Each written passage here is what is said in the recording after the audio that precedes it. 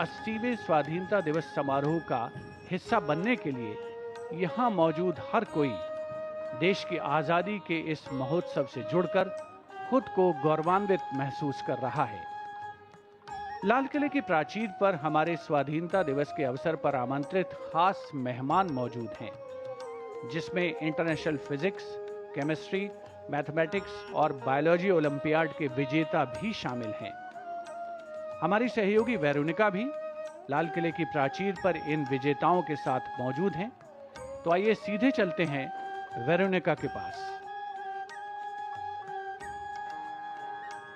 नमस्कार, सुप्रभात भारत। आप सभी को 80वें स्वाधीनता दिवस की हार्दिक शुभकामनाएं। आज का दिन आज़ादी का महापर्व है। वो आज़ादी जो अनगिनत वीर वीरांगनाओं के अमर बलिदान, त्याग और सूझबूझ से हमें मिली। हम उनको आज नमन करते हैं। उन्होंने ही हमारे आज के इस भारत की नींव रखी। मेरे पीछे खड़ा ये लाल किला साक्षी है इसी गौरवशाली इतिहास का। सन 1947 में आज़ाद भारत का पहला तिरंगा यहीं फहराया गया। वो तिरंगा जो बताता है साहस, शांति और तरक्की साथ साथ चलते हैं। आज का भारत तेजी से आगे बढ़ रहा है। हमारा सपना है विकसित भारत का, और इसमें अहम योगदान दे रहे हैं हमारे आज के युवा। और हमारे साथ आज ऐसे ही युवा मौजूद हैं जो इसकी जीती जाती मिसाल है। आप केमिस्ट्री ओलंपियाड के गोल्ड मेडलिस्ट हैं। तो आज हम आपसे जानना चाहते हैं कि इस विकसित भारत के सपने में आप कैसे योगदान कर रहे हैं। नमस्ते, मैं हर्षित सिंगला हूँ। मैं पंजाब का एक निवासी हूँ। मैं कक्षा 12वीं का एक छात्र हूँ। इस साल मैं इंडिया को इंटरनेशनल केमिस्ट्री ओलंपियाड में रिप्रेजेंट किया 4 बंदों की टीम में। इस साल हमारी टीम ने 4 गोल्ड जीते, जो कि इंडिया के इतिहास में पहली बार था, जिसमें 27 साल से इंडिया पार्टिसिपेट कर रहा था केमिस्ट्री ओलंपियाड में, और इंडिया में पहली बार फर्स्ट आया, jointly with China, Russia and Vietnam. तो हमारे लिए काफ़ी गर्व की बात थी कि मैं उस टीम का हिस्सा था जहाँ पर मैंने देश को नंबर 1 पे पहुँचाया। इसमें सरकार का बहुत अहम रोल था, क्योंकि जो डिपार्टमेंट ऑफ एटॉमिक एनर्जी के अंदर HPCSC आता है, उन्होंने हमारी सारी ट्रेनिंग की, उन्होंने हमें सपोर्ट किया सब कुछ, और उनके कारण ही हम आज यहाँ पर पहुँच पाए हैं। बहुत बहुत बधाई आपको, कंग्रेचुलेशंस, थैंक यू। और हमारे साथ फिजिक्स ओलंपियाड के भी विनर है। एक मोटिवेशन टिप जो आप हमारे व्यूअर्स को आज देना चाहें। नमस्ते, मेरा नाम रशीद गर्ग है। मैं दिल्ली से हूँ और इस साल मैंने इंटरनेशनल फिजिक्स ओलंपियाड में गोल्ड जीता है। मेरे सभी दोस्तों के लिए मेरे पास एक मोटिवेशन टिप है। आपको जो भी पसंद लगता है, पसंद करते हैं, प्लीज़ अपना सारा समय उसमें लगाएं, डर ना रखें, और जो अपना आपका सपना है उसे पूरा करें। धन्यवाद। Thank you, congratulations once again. और फिजिक्स केमिस्ट्री के साथ मैथ्स ओलंपियाड ने भी हमारे देश का नाम रोशन किया है। तो फटाफट जाते जाते one message to the youngsters that you have. Message बस ये होगा कि आप पढ़ाई में मन लगा के पढ़ो, और बाकी जो रिजल्ट्स है उनमें ज़्यादा उसके बारे में फिक्र मत करो। तो बस कर्म करते जाइए, फल की चिंता मत करिए। और हम उत्सव का सिलसिला जारी रखते हैं और सीधा चलते हैं प्रियदर्शनी के पास। And as we celebrate the extraordinary spirit of our young Olympians, we now turn our attention back to the celebration of independence, one that belongs to an entire nation. And at the heart of today's celebration, Vande Mataram, one nation, one celebration. The spirit of Vande Mataram resonates far beyond these grounds. It is reflected in every fluttering tricolor, every patriotic melody softly filling the air, and every heart beating in unison for the nation.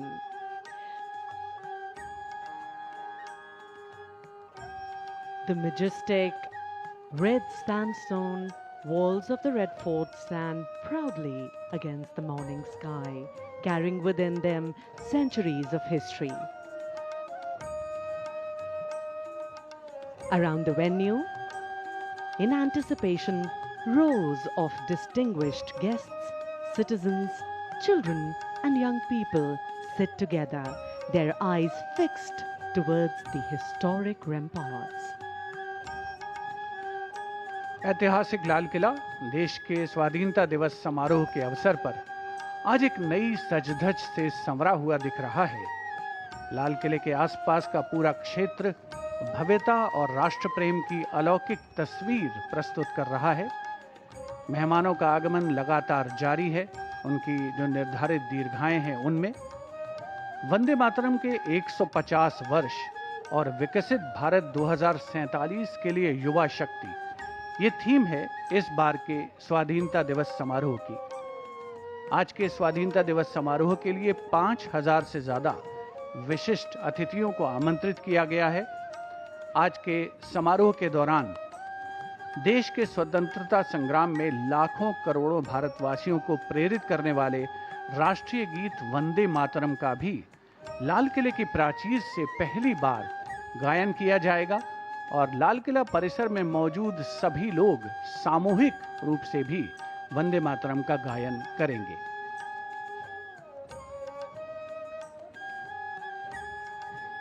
The audience remains immersed in an atmosphere of pride, hope, and unity. Conversations soften, cameras capture memorable moments, and every passing minute adds to the growing excitement. Today, we celebrate not merely the anniversary of our independence, but the enduring spirit of a nation that continues to rise with confidence, determination, and collective strength.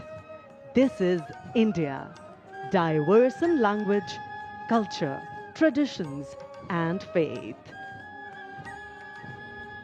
लाल किले के प्राचीर के ठीक सामने ज्ञान पथ पर NCC cadets और माई भारत के वॉलेंटियर्स मौजूद हैं और ज्ञान पथ पर हमारे साथी अमित अरोड़ा भी मौजूद हैं, जो वहां के माहौल से काफी प्रसन्न और एक्साइटेड दिख रहे हैं। तो आइए चलते हैं ज्ञान पथ पर अमित अरोड़ा के पास। मातरम, 80वें स्वाधीनता दिवस के पावन अवसर पर आप सभी को हार्दिक बधाई। भारत के इतिहास का साक्षी रहा है ये भव्य लाल किला। एक लंबे संघर्ष के बाद 15 अगस्त 1947 को हमारा प्यारा देश भारत आज़ाद हुआ। सबसे पहले हम नमन करना चाहेंगे सभी स्वतंत्रता सेनानियों को, जिनके शौर्य और बलिदान से हमें स्वाधीनता मिली। और आज जब हम राष्ट्रीय पर्व मना रहे हैं तो हृदय में गर्व, उमंग और उल्लास है। लाल किले की प्राचीर तिरंगे के रंग से सराबोर है, फूलों की खुशबू से महक रही है और उस पर सूर्य की आभा मानो उसके सौंदर्य को और निखार रही हो। और लाल किले के प्राचीर के ठीक सामने ज्ञान पथ की शोभा बढ़ा रहे हैं देश भर से आए हमारे युवा साथी। इनमें शामिल हैं राष्ट्रीय कैडेट कोर यानी एनसीसी के कैडेट्स और साथ ही माय भारत एनएसएस के वॉलंटियर्स। और युवा शक्ति ने एक बहुत ही प्रेरक आकृति बनाई है, देवनागरी लिपि में वंदे मातरम की शाब्दिक आकृति। ये मात्र आकृति ही नहीं है, ये युवा शक्ति की मातृभूमि के प्रति कृतज्ञता है, राष्ट्र प्रेम की अभिव्यक्ति है, धरती माता का वंदन है।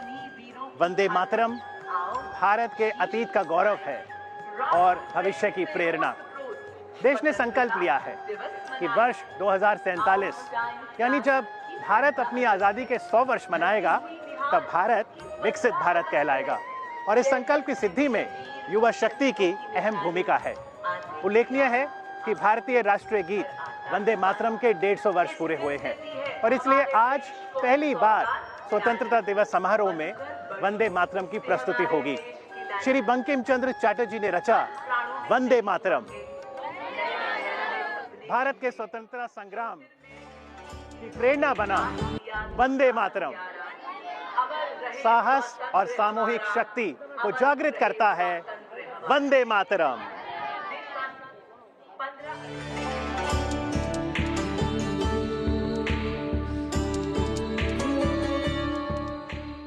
वंदे मातरम सुजला सुफला मलयज शीतला शस्य श्यामला मातरम वंदे मातरम शुभ्रज्योत्स्ना पुलकित यामिनी फुल्लकुसुमिता द्रुमदल शोभिनी सुहासिनी मधुरभाषिणी सुखदां वरदां मातरं वन्दे मातरम्। कोटि कोटि कंठ कल कल निनाद कराले, कोटि कोटि भुजे धृत खर करवाले, के बोले मां तुमी अबले बहुबलधारिणी, नमामि तारिणी त्रिपुरमारिणी मातरम् वन्दे मातरम्। तुमी विद्या तुमी धर्म तुमी हृदि तुमी मर्म, त्वं हि प्राणः शरीरे बाहुते तुमी मा शक्ति, हृदये तुमी मा भक्ति, तोमारे प्रतिमा गणि मंदिरे मंदिरे वन्दे मातरम्। त्वं हि दुर्गा दश प्रहरणधारिणी, कमला कमलदल विहारिणी, वाणी विद्या दायिनी, नमामि त्वां। नमामि कमलां अमलां अतुलां सुजलां सुफलां मातरं वन्दे मातरम्। श्यामलां सरलां सुस्मितां भूषितां धरणीं भरणीं मातरं वन्दे मातरं वन्दे मातरं Vande Mataram.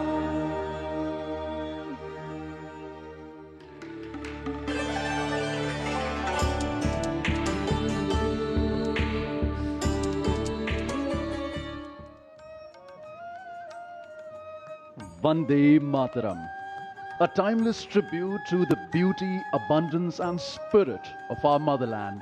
A special dedication there from Doordarshan, celebrating 150 years of the national song Vande Mataram, a song whose words reverberate in our hearts, have inspired generations and instilled nationalist fervor in all of us.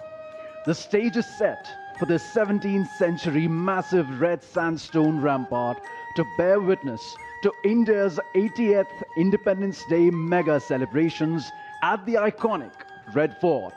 And how does a pious and auspicious occasion like this truly become a national festival, becomes inclusive and all-encompassing, when the people of this great nation from all walks of life and from every nook and corner of the country come together in unison, sanguine and smiling, waving the tricolour. Red Fort once again has welcomed a whole gamut of dignitaries, VIPs, specially invited guests, and an ocean of excited audiences for our Independence Day. This is the first time at the celebrations that the audience enclosures have been named after the Great Lakes of our country, showcasing the importance accorded to water conservation. The enclosure named Shanti Sagar is for a 1,500 plus audience coming in from various states and union territories in their age-old tradition and regional attires, demonstrating a microcosm of India at the historic Red Fort. इस वर्ष के स्वाधीनता दिवस समारोह में भारत की ऊर्जावान युवा शक्ति को विशिष्ट स्थान देते हुए राष्ट्र निर्माण और वर्ष 2047 तक विकसित भारत के निर्माण में युवाओं की महत्वपूर्ण भूमिका को रेखांकित किया गया है। ये युवा हमारे कल के भारत की, कल के उज्जवल भारत की तस्वीर हैं, भविष्य के ध्वजवाहक हैं। ज्ञानपथ के ठीक बाईं ओर जो एनक्लोजर्स हैं उसमें विशिष्ट आमंत्रित अतिथि मौजूद हैं। ज्ञानपथ पर एनसीसी के कैडेट्स और माय भारत के वॉलेंटियर्स। बिगुल वादक, उनका उद्घोष कई बार संकेत देता है अलग अलग तरीके से। सबसे महत्वपूर्ण संकेत होता है माननीय प्रधानमंत्री श्री नरेंद्र मोदी के आगमन का। माननीय प्रधानमंत्री श्री नरेंद्र मोदी आज लाल किले की प्राचीर से राष्ट्र को संबोधित करेंगे। देश के सामने जो प्राथमिकताएं हैं उनका रेखांकन करेंगे, लेकिन उससे पहले वे राजघाट पर राष्ट्रपिता महात्मा गांधी को श्रद्धा सुमन अर्पित करेंगे। इंटरनेशनल फिजिक्स, केमिस्ट्री, बायोलॉजी और मैथमेटिक्स ओलंपियाड 2026 में पदक जीतने वाले 19 छात्र प्राचीर पर उपस्थित हैं, जिनका आपने कुछ देर पहले अवलोकन किया। और ये वो युवा शक्ति है जो आज के समारोह का हिस्सा बनके खुद को बहुत ही गौरवान्वित और आह्लादित महसूस कर रही है। Beautiful multitude of hues as bright as the happiness on their faces and the hope in their hearts. The people gathered here showcase a rich tapestry of culture and creativity, caste and creed, transcending regional boundaries and melting in sync with a unified sense of patriotism. And who better than our NCC cadets to talk about the love for India and her bright future? For this interesting conversation, let's go over to our colleague, Amit.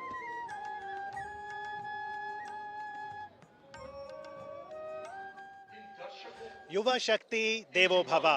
युवा पीढ़ी के सपने और जीवन मूल्य देश के भविष्य को आकार देते हैं। यहाँ ज्ञानपथ पर हमारे साथ हैं एनसीसी के युवा कैडेट्स। आइए उनसे बातचीत करते हैं। ये बताइए, आपने इतनी खूबसूरत वंदे मातरम की आकृति बनाई है, तो आपके लिए वंदे मातरम का क्या अर्थ है? सर, वंदे मातरम सिर्फ एक भारत का राष्ट्रीय गीत ही नहीं है। वो वंदे मातरम एक ऐसा गीत है जो भारत के इतिहास और भारत के आज तक के सफर को दर्शाता है। आज हम वंदे मातरम को यहाँ सफ़ेद और केसरी रंग से का चित्र बना के बैठे हैं। हम बहुत ही गौरव से यहाँ पे वंदे मातरम के 150 साल होने का जश्न मना रहे हैं और हमें इस पे बहुत ही अच्छा लग रहा है। जी बिल्कुल, गर्व की अनुभूति हो रही है। एनसीसी का मोटो है एकता और अनुशासन। आपसे जानना चाहेंगे, एनसीसी ट्रेनिंग में आपने क्या सीखा? सर, एनसीसी हमें डिसिप्लिन सिखाती है, यूनिटी सिखाती है, टीम वर्क सिखाती है, जो कि हमें आगे चल के हमारे वॉलंटियर ऑर्गेनाइजेशन होते हैं उसमें काफ़ी हेल्पफुल होती है। जी, और विकसित भारत 2047 का संकल्प भारत ने लिया है, इसमें युवा शक्ति की भूमिका कैसे देखती हैं आप? सर, इसमें हमारी जो भूमिका है वो बहुत ही ज़्यादा है। जी, भूमिका काफ़ी सुदृढ़ है। मैं अनुरोध करूंगा आप सभी से कि जो एनसीसी सॉन्ग है वो आप दूरदर्शन के व्यूअर्स को सुनाएं।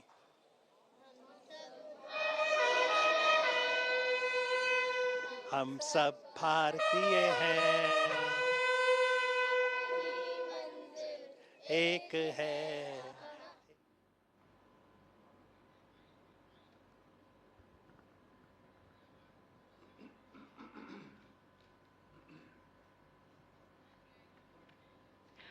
As we thank our NCC cadets for that spirited and inspiring interaction, we are reminded that the strength of a nation lies not only in its glorious past, but in the dreams and determination of its young citizens. Freedom is not only measured by political independence. True independence is also reflected in a nation's ability to shape its own destiny, to innovate, to create opportunities, to empower its people, and to stand confidently on the global stage. Over the decades, India has transformed itself through the resilience and hard work of its people. From our farmers and scientists to our soldiers, entrepreneurs and engineers, artisans and workers, every citizen has contributed to building a nation that is increasingly self-reliant, confident and future-ready. लाल किले के प्राचीर के ठीक सामने national flag guard के जवान band की सुमधुर धुन पर अपनी निर्धारित जगह लेने के लिए पहुंच रहे हैं। अनुशासित अंदाज में आज देश एक नई करवट ले रहा है। पिछले वर्षों में जो बदलाव हुए हैं वो अपने आप में नए हैं, अनुपम हैं, अनूठे हैं। ये सकारात्मक बदलाव है। यहाँ समाज का सबसे कमजोर तबके का आदमी भी खुद में बदलाव महसूस कर रहा है। यहाँ अब एक नई उम्मीद है, कुछ बेहतर कर दिखाने का जज्बा है, आगे बढ़ने का जोश है और सफलता का परचम फहराने का बुलंद हौसला है। और अब हम केवल उपभोक्ता से उत्पादक यानी मैन्युफैक्चरर बनने की ओर अग्रसर हैं। And as we celebrate the spirit of freedom here at the Red Fort, it is fitting to reflect on one of the defining chapters of India's growth. Our journey as a country has been truly remarkable. From being a consumer of global products to becoming a nation that proudly designs, manufactures, and exports to the world.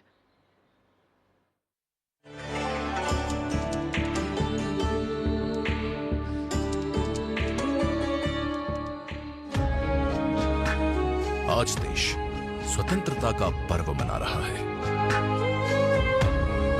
हर घर तिरंगा है, लेकिन इस बार तिरंगे की छांव में एक और कहानी लहरा रही है। उस भारत की कहानी जो कल तक उपभोक्ता था, आज उत्पादक है। जो कल तक आयातक था, आज निर्यातक है।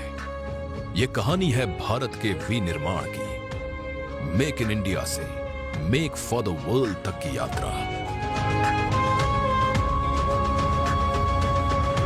हर बुलंद इमारत की ताकत उसकी नींव में होती है और नए भारत की नींव उसके बुनियादी उद्योग गढ़ रहे हैं। भारत आज दुनिया का दूसरा सबसे बड़ा सीमेंट और इस्पात उत्पादक है। कोयला उत्पादन ऐतिहासिक ऊंचाई पर पहुंच चुका है, तो रसायन और पेट्रोकेमिकल्स का बढ़ता उत्पादन अनेक उद्योगों को आधार दे रहा है। कभी हमारी जेब में रखा मोबाइल विदेश में बनता था, आज देश में इस्तेमाल हो रहे 99% से अधिक मोबाइल फोन भारत में ही बने हैं। जो भारत कभी मोबाइल का शुद्ध आयातक था, आज वो शुद्ध निर्यातक है और स्मार्टफोन आज देश का सबसे बड़ा निर्यात आइटम बन चुका है। और अब भारत की छलांग फोन से आगे उसके दिल तक पहुंच चुकी है, यानी सेमीकंडक्टर चिप तक।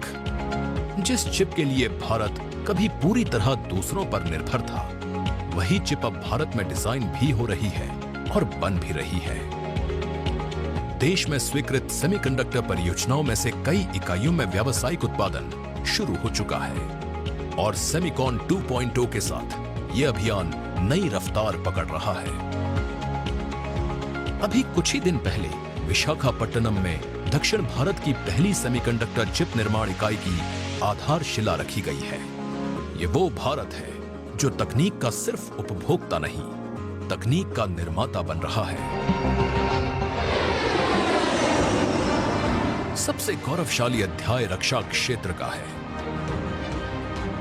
जो देश कभी अपनी सुरक्षा जरूरतों के लिए दूसरों की ओर देखता था, आज वही देश दुनिया के 80 से अधिक देशों को रक्षा सामग्री निर्यात कर रहा है। BrahMos supersonic cruise missile, Pinaka rocket system और आकाश एयर डिफेंस सिस्टम की मांग दुनिया में बढ़ रही है और हजारों रक्षा उपकरण अब अनिवार्य रूप से भारत में ही बन रहे हैं। बीते वर्षों में रक्षा निर्यात में करीब 57 गुना की छलांग लगी है और आज ये रिकॉर्ड स्तर पर है। यह आत्मनिर्भर भारत के संकल्प की सबसे सशक्त तस्वीर है। सड़कों पर भी बदलाव की यही रफ्तार है। भारत में बने वाहन आज दुनिया भर की सड़कों पर दौड़ रहे हैं और इलेक्ट्रिक वाहनों के बढ़ते निर्यात के साथ भारत उभरते ईवी हब के रूप में अपनी जगह बना रहा है। सेहत के मोर्चे पर भारत की दवाएं दुनिया भर के देशों तक पहुंच रही हैं, तो धरती से जुड़ा किसान भी पीछे नहीं। भारत के खेतों की उपज अब दुनिया की थाली तक पहुंच रही है। अत्याधुनिक विनिर्माण के कई क्षेत्रों में तो करीब 70% कार्यबल महिलाओं का है, यानी नारी शक्ति नए भारत को गढ़ रही है।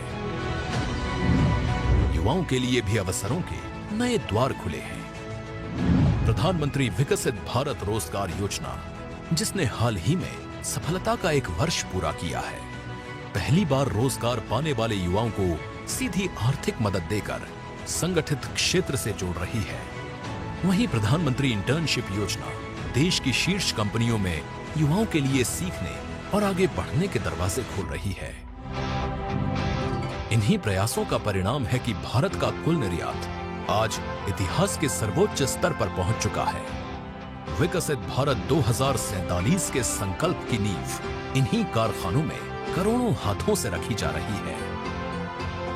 आयातक से निर्यातक बना भारत अब दुनिया का विश्वसनीय निर्माता बनने की राह पर है।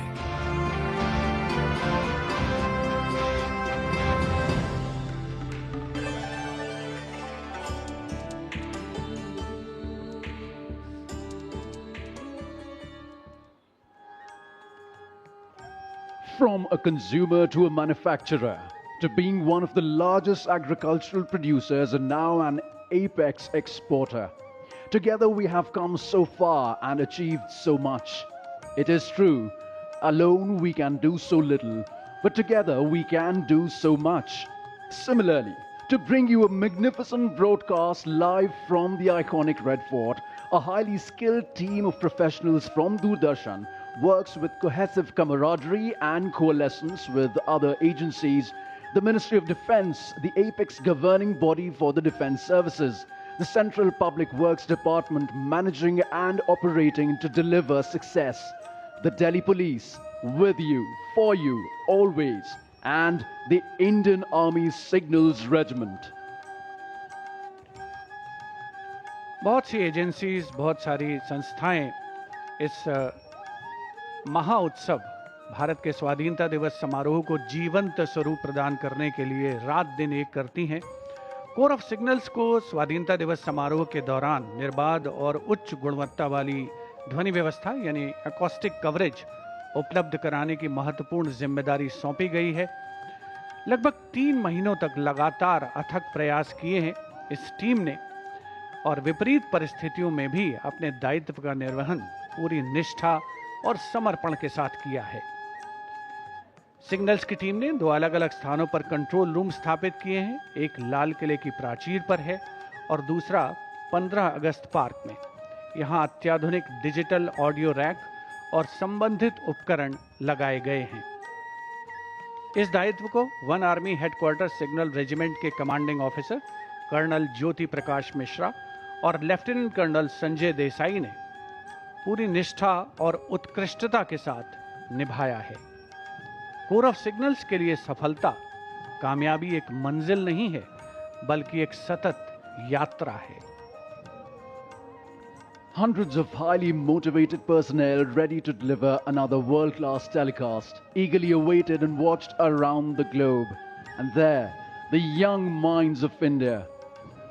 What do our young minds, our youth power think about the nation's journey to becoming a Vikasit Bharat? With strong, self-reliant and sustainable Bharat. For this insightful interaction, we go once again to our colleague Amit. वातावरण में आजादी के रंग खुल रहे हैं, देशभक्ति के सुर गूंज रहे हैं और यहाँ ज्ञान पथ पर हम युवा ऊर्जा महसूस कर सकते हैं। हमारे साथ हैं माय भारत एनएसएस के स्वयंसेवक, आइए उनका अनुभव जानते हैं। ये बताइए कि आपने एनएसएस के वॉलंटियर होने के नाते कौन कौन सी सोशल एक्टिविटीज में भाग लिया? नमस्कार, मैंने कई सोशल एक्टिविटी में भाग लिया है, जैसे बेटी बचाओ बेटी पढ़ाओ पर, एक पेड़ माँ के नाम पर और रक्तदान पर। Thank you. जी शुक्रिया। आपका क्या अनुभव रहा है भारत को समझने का? मेरा अनुभव यहाँ पे आकर थोड़ा चेंज हुआ है। पहले मेरे लिए सिर्फ भारत के लिए सिर्फ फ्रीडम होती थी, बट यहाँ पर आकर मेरे को पता चला है कि हमारा टीम वर्क भी हमारा बहुत ज़रूरी है, हमें रिस्पॉन्सिबल होना भी बहुत ज़रूरी है। और इस समारोह में बहुत सारे युवा आए हैं, आप समारोह में आए हैं, अपना अनुभव बताइए। मेरा अनुभव बहुत ही अच्छा है। मैं पहले दूरदर्शन चैनल पे स्वतंत्रता दिवस देखता था, यहाँ पर आकर मैंने अपने आंखों से ऑनरेबल प्राइम मिनिस्टर जी का वो संबोधन सुना है। बचपन में दूरदर्शन देखते थे, आज आप दूरदर्शन पे हैं, दर्शक देख रहे हैं। आप सबसे अनुरोध, जो लक्ष्य गीत है एनएसएस का, उसे प्रस्तुत कीजिए। अपने जीवन का क्षण क्षण वार देता हूं,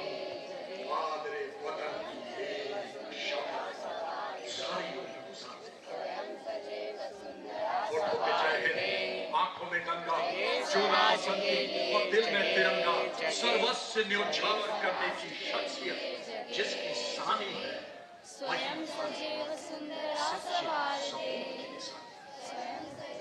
भारत की राजधानी महात्मा गांधी का जीवन दर्शन हमें सेवा भाव से जोड़ता है और यहाँ पर आए युवा वॉलंटियर्स भी सेवा और राष्ट्र प्रथम के भाव से राष्ट्र निर्माण में योगदान दे रहे हैं।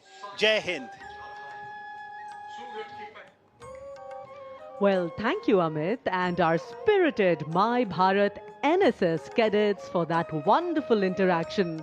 The nation's attention now again turns to the next significant moment in today's Independence Day celebration. Before the celebration at the Red Fort commences, the Prime Minister will pay homage at Rajghat to the father of the nation, Mahatma Gandhi, a solemn tribute that has become an integral part of the Independence Day program. And as we look around this historic venue, we are reminded that Independence Day is not merely a commemoration of the past, it is also a celebration of the India we are building together. An India that dreams boldly, moves forward confidently, and stands united as one. The anticipation is now building. The ceremonial proceedings are about to begin. All eyes turn towards the historic ramparts of the Red Fort. The nation awaits. लाल किले के प्राचीर के बाईं और दाईं ओर विशिष्ट दर्शक दीर्घा है, जहां पर केंद्रीय मंत्रिमंडल के सदस्य, वरिष्ठ अधिकारीगण, इसके अलावा विदेशी राजनयिक, तीनों सेनाओं से, थल सेना, नौसेना और वायुसेना से जुड़े वरिष्ठ अधिकारी सभी मौजूद हैं। एक एक करके विशिष्ट अतिथिगणों का आगमन हो रहा है और लाल किले के प्राचीर के ठीक सामने नेशनल फ्लैग गार्ड के सजीले जवान मौजूद हैं, जिसमें थल सेना, नौसेना, वायुसेना और दिल्ली पुलिस के कंटिंजेंट हैं। लाल किले के प्राचीर के ठीक सामने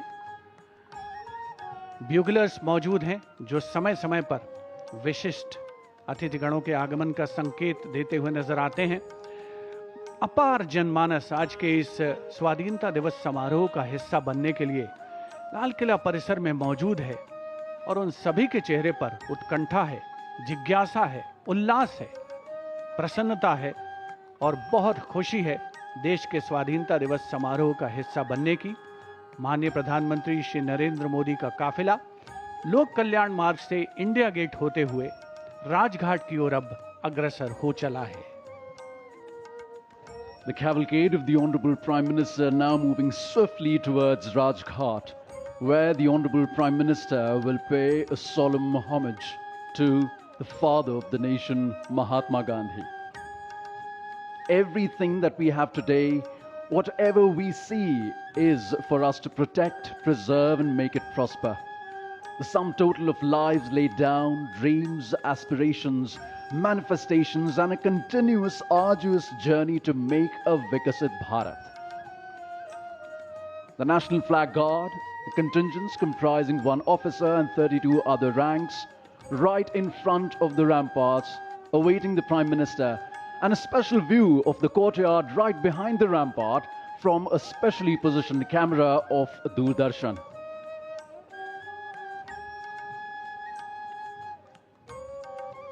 The special guests and dignitaries sitting on the right and the left side of the central dais. A huge board with the vision of India, the vision of Bharat, Vikasit Bharat, a developed India by 2047 is present. The various hues of the flags behind the view cutters showcasing the myriad colors of our culture which transcend together here on this national occasion. Happy faces there. The contingents, officers and other ranks, smart and stoic, waiting for the arrival of the Honorable Prime Minister after he has paid a solemn homage to Bapu. In just a short while, the Honorable Prime Minister of India will arrive to address the nation. And as always, the address is expected to reflect upon India's remarkable achievements, honor the courage and resilience of our citizens, pay tribute to our brave soldiers, and share the vision that will guide the nation towards an even brighter future. Until that historic moment arrives, the audience remains immersed in an atmosphere of pride, hope, and unity. Conversations soften, cameras capture memorable moments, and every passing minute adds to the growing excitement. Today, we celebrate not merely the anniversary of our independence, but the enduring spirit of a nation that continues to rise with confidence, determination, and collective strength. This is India, diverse in language, culture, traditions, and faith, yet united by one identity, one constitution, one tricolor, and one shared dream. Vande Mataram, one nation, one celebration. ऐतिहासिक लाल किला परिसर जो अपने दामन में तमाम गाथाएं समेटे हुए है और उसके ठीक सामने अपार जनसमूह अपने अपने निर्धारित स्थान पर पहुंचता हुआ इस 80वें स्वाधीनता दिवस समारोह का हिस्सा बनने के लिए माननीय प्रधानमंत्री श्री नरेंद्र मोदी ऐतिहासिक लाल किले की प्राचीर पर राष्ट्रीय ध्वज फहराएंगे और देश को संबोधित करेंगे। इस भव्य आयोजन के माध्यम से राष्ट्रीय गीत वंदे मातरम की 150 वर्ष पुरानी विरासत को भी याद किया जा रहा है। साथ ही 2047 तक विकसित भारत के लक्ष्य की दिशा में देश की यात्रा में युवा शक्ति की ऊर्जा, आकांक्षाओं और महत्वपूर्ण योगदान को भी परिलक्षित किया जा रहा है। पहली बार है जब लाल किले की प्राचीर पर और लाल किला परिसर में उपस्थित सभी लोग वंदे मातरम का सामूहिक गायन करते हुए नजर आएंगे। ऐसे में यह समारोह एक समृद्ध, सुरक्षित और सशक्त नए भारत के लगातार विकास और तरक्की की राह पर बढ़ने के लिए नई ऊर्जा प्रदान करने के एक मंच के तौर पर भी काम कर रहा है। समारोह स्थल की पृष्ठभूमि में ज्ञान पथ पर ठीक पीछे कटआउट्स लगाए गए हैं, जहां पर परमाणु और अंतरिक्ष प्रौद्योगिकी यानी टेक्नोलॉजी में भारत की प्रगति को प्रदर्शित किया गया है। विशिष्ट दर्शक दीर्घा में केंद्रीय मंत्रिमंडल के सदस्यों का, विशिष्ट अतिथिगणों का आगमन लगातार जारी है।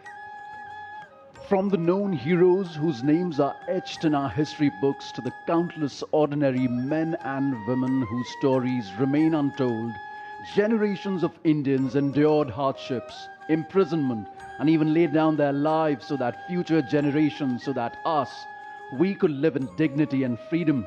Their collective struggle transformed a dream into reality on the midnight of August the 15th, 1947, when India awakened to independence after a long and arduous journey.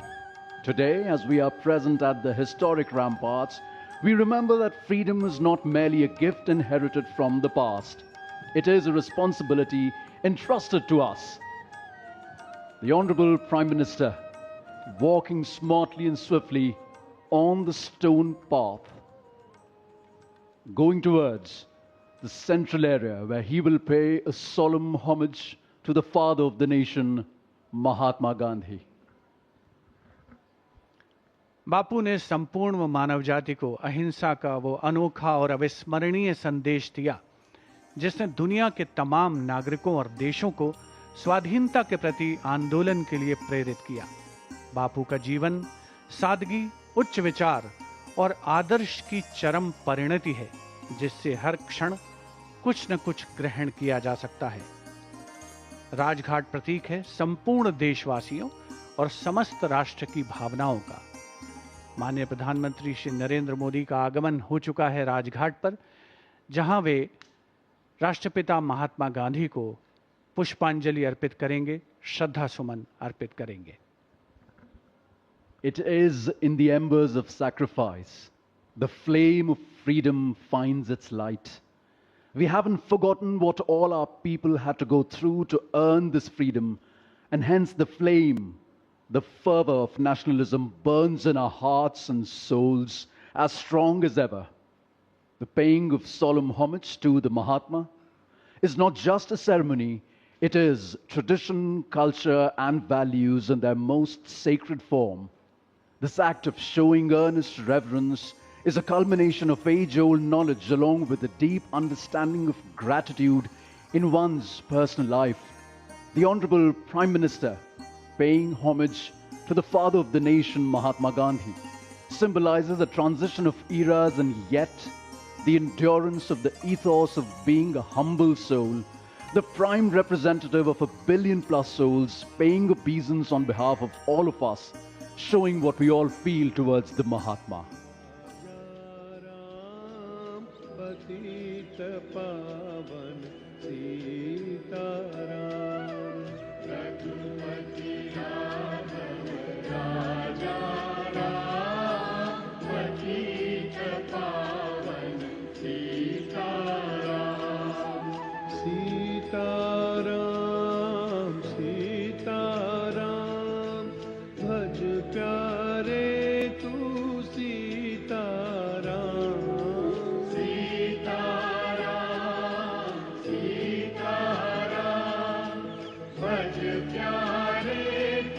As Prime Minister walks around Bapu's Samadhi, it is more than a gesture of remembrance.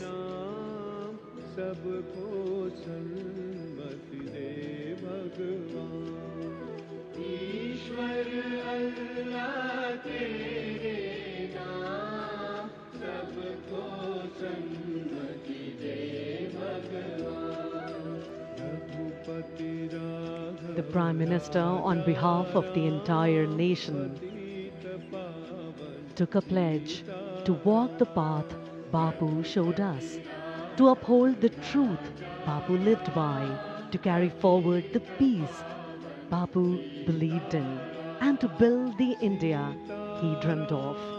For the journey may be long, the road may be challenging, and the world may test our resolve, but Mahatma Gandhi's message continues to guide us.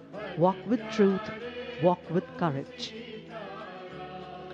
शांति के मसीहा राष्ट्रपिता महात्मा गांधी की समाधि पर माननीय प्रधानमंत्री श्री नरेंद्र मोदी ने कृतज्ञ राष्ट्र की ओर से पुष्पांजलि दी और श्रद्धा सुमन अर्पित किए। ऐतिहासिक लाल किले की प्राचीर के ठीक सामने नेशनल फ्लैग गार्ड के जवान अपनी जगह पर मौजूद हैं। नेशनल फ्लैग गार्ड की संयुक्त टुकड़ी है जिसमें थल सेना, नौसेना, वायुसेना और दिल्ली पुलिस के एक अधिकारी और 32 अन्य रैंक के कर्मी शामिल हैं। प्रधानमंत्री महोदय के राष्ट्रीय ध्वज फहराए जाने के बाद नेशनल फ्लैग गार्ड की संयुक्त टुकड़ी द्वारा तिरंगे को राष्ट्रीय सलामी दी जाएगी। मेजर लोकेंद्र सिंह शेखावत इस अंतर सेवा रक्षक और पुलिस रक्षक दल की कमान संभाल रहे हैं। हमारे स्पेशली माउंटेड कैमरा से ये विहंगम दृश्य लाल किला परिसर का आप तक पहुंच रहा है।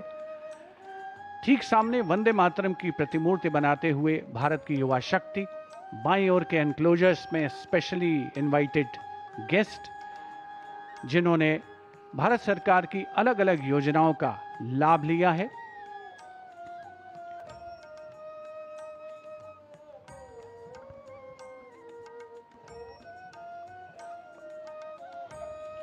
And the Indian Air Force there preparing for a stupendous flypast with Mi-17 helicopters commemorating the historic Independence Day and the 150 years of the national song Vande Mataram. Preparations all done, contingents ready of the Guard of Honor as well as the National Flag Guard. And here at the Red Fort, you can really feel the excitement building. The venue is filling up, and what a wonderful sight it is to see people from so many different parts of the country coming together for this special morning. We can see the colors of India all around us. Bright uniforms, colorful turbans, traditional attire, uniforms, and of course, the tricolor waving proudly among the crowd. There are people who have traveled from different states, from cities and villages, from different professions and different walks of life. And just look at these beaming faces. There is excitement, pride among the elders, and a wonderful sense of anticipation everywhere you look. For a few hours today, all these different journeys have brought everyone at the same place. Different languages, different traditions, different ways of life, but one feeling that brings everyone together, the feeling of being Indian, and perhaps that is what makes Independence Day so special. The National Guard of Honor and the Guard of Honor ready at their feet, smart and stoic. Upon his arrival at the Red Fort, the Prime Minister will be received by Raksha Mantri Shri Rajnath Singh, Raksha Rajya Mantri Shri Sanjay Seth, and Defence Secretary Shri Rajesh Kumar Singh. The Defence Secretary will introduce the General Officer Commanding GOC Delhi Area, Lieutenant General Rajesh Sethi, to the Honourable Prime Minister. The GOC Delhi Area will then conduct the Prime Minister to the saluting base, where a combined Inter-Services and Delhi Police Guard will present General Salute to Shri Narendra Modi. Thereafter, the Prime Minister will inspect the Guard of Honor. The humidity hasn't dampened the high hopes and the happiness of the event. Everyone in their seats awaiting the arrival of the Honourable Prime Minister, especially the youth power, the best in our country, who will take the torch forward, the NCC cadets, and every audience member in this vast ocean. A whole view of the arena coming to you from a specially mounted Doordarshan camera. Everyone awaiting, everyone excited, looking around as to when the Prime Minister shall arrive. The Raksha Mantri and the Raksha Rajya Mantri happily awaiting the arrival of the Prime Minister at the ramparts. लाल किले की प्राचीर के ठीक सामने ज्ञान पथ पर जो एनसीसी कैडेट्स मौजूद हैं, जो युवा शक्ति मौजूद है, उनमें खास उत्कंठा है, क्योंकि उन्हें मालूम है कि जब प्रधानमंत्री महोदय देश को संबोधित करेंगे और उसके बाद जब उनकी वापसी हो रही होगी, तब वे उनके पास आएंगे। लेकिन यहाँ वायुसेना के जांबाज मी-17 हेलीकॉप्टर्स में वायु विचरण के लिए पूरी तरीके से तैनात हैं, और ये वो मी-17 हेलीकॉप्टर्स हैं जो जब प्रधानमंत्री महोदय ध्वजारोहण करेंगे उसके ठीक बाद लाल किले की प्राचीर के सामने लाल किला परिसर को पुष्प वर्षा से आच्छादित करते हुए नजर आएंगे।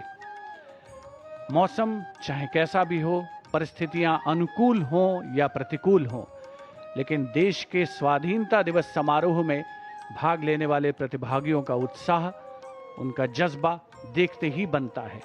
हर आम और खास व्यक्ति आज के इस राष्ट्रीय उत्सव के समारोह में जुड़कर खुद को बेहद खुश, प्रसन्न और भाग्यशाली महसूस करता हुआ नजर आता है। And this is truly a moment for these children, these cadets who are here at the Independence Day celebrations. Imagine being from varied parts of the country and then coming together in unison, getting prepared, getting ready, reaching here early in the morning and then excitedly waiting for the Honourable Prime Minister and his inspiring words. And there's the cavalcade of the Honourable Prime Minister now swiftly moving towards the ramparts of the Red Fort. माननीय प्रधानमंत्री श्री नरेंद्र मोदी का काफिला लाल किले की प्राचीर पर पहुंच रहा है। सधी हुई रफ्तार से अग्रसर ये काफिला, ब्यूगलर्स का बिगुल घोष इस बात का परिचय देता हुआ कि माननीय प्रधानमंत्री महोदय देश के सर्वोच्च नेतृत्व का आगमन हो रहा है। दुनिया के सबसे बड़े लोकतंत्र के प्रमुख का आगमन हो रहा है लाल किला परिसर में।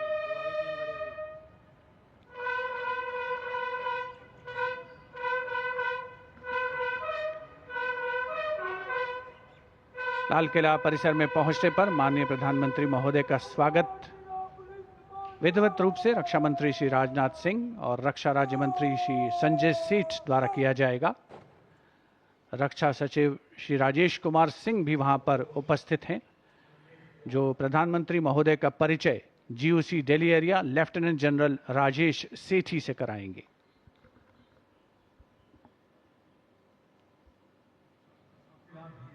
After the inspection of the Guard of Honor, the Prime Minister shall move towards the inner areas of the ramparts. The Guard of Honor contingent for the Prime Minister consists of 1 officer and 24 personnel, each from the Army, Navy, Air Force and Delhi Police. The Indian Army is the coordinating service for the Independence Day celebrations this year. The Guard of Honor will be commanded by Lieutenant Colonel Arjun Singh.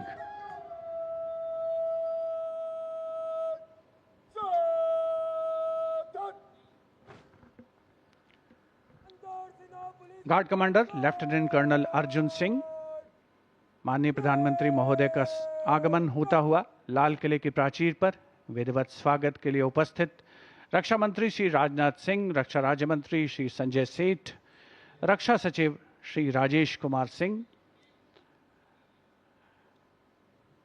Guard of honour में थल सेना दस्ते की कमान संभाली है major Aditya Sharma ने, नौ सेना दस्ते की कमान लेफ्टिनेंट कमांडर नीलम राणा और वायुसेना दस्ते की कमान स्क्वाड्रन लीडर विपिन कुमार संभाल रहे हैं। दिल्ली पुलिस दस्ते की कमान एडिशनल डीसीपी श्री विनीत कुमार संभाल रहे हैं। प्रधानमंत्री महोदय का विधिवत स्वागत लाल किले की प्राचीर पर रक्षा मंत्री श्री राजनाथ सिंह, रक्षा राज्य मंत्री श्री संजय सेठ, रक्षा सचिव श्री राजेश कुमार सिंह, जिन्होंने प्रधानमंत्री महोदय का परिचय कराया है Delhi GOC Delhi area lieutenant general Rajesh Sethi से, और अब गार्ड ऑफ ऑनर माननीय प्रधानमंत्री महोदय को पेश किया जाएगा। सेना पुलिस सम्मान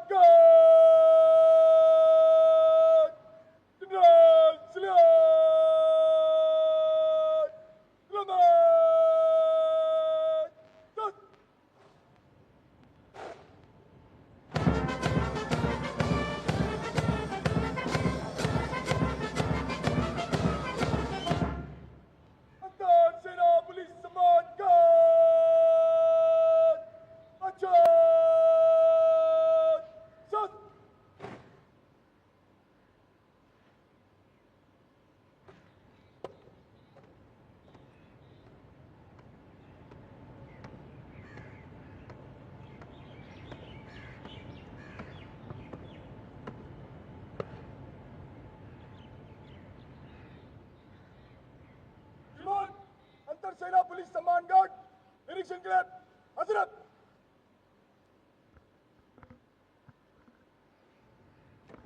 गार्ड कमांडर द्वारा माननीय प्रधानमंत्री महोदय से सलामी गारद के निरीक्षण का अनुरोध और उसे स्वीकार करके वे सलामी गारद की ओर बढ़ रहे हैं।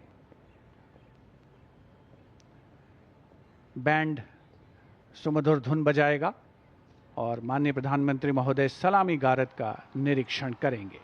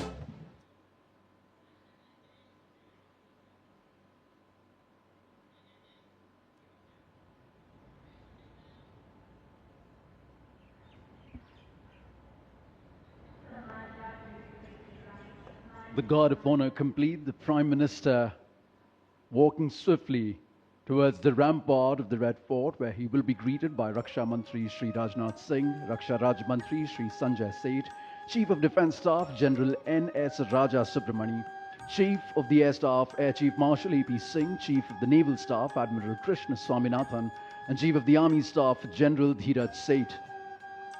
The General Officer commanding Delhi area will conduct the Prime Minister to the dais on the ramparts to hoist the national flag. The Prime Minister, swiftly, smartly walking through the Lahori Gate, now moving towards the central courtyard right behind the ramparts of the Red Fort. सम्मान गारद का निरीक्षण करने के उपरांत प्रधानमंत्री महोदय लाल किले की प्राचीर की ओर अग्रसर विशाल और भव्य लाहौरी गेट प्रवेश के लिए, जहां पर एक काठ का पुल है, 41 फीट ऊंचा और 24 फीट चौड़ा ऊंचा मेहराबदार दरवाजा, जिसकी 3 मंजिलें हैं। प्रधानमंत्री महोदय लाल किले की प्राचीर की ओर अग्रसर हो रहे हैं और कुछ ही समय के उपरांत वे यहां उपस्थित अपार जन समूह को संबोधित करेंगे, ध्वजारोहण करेंगे।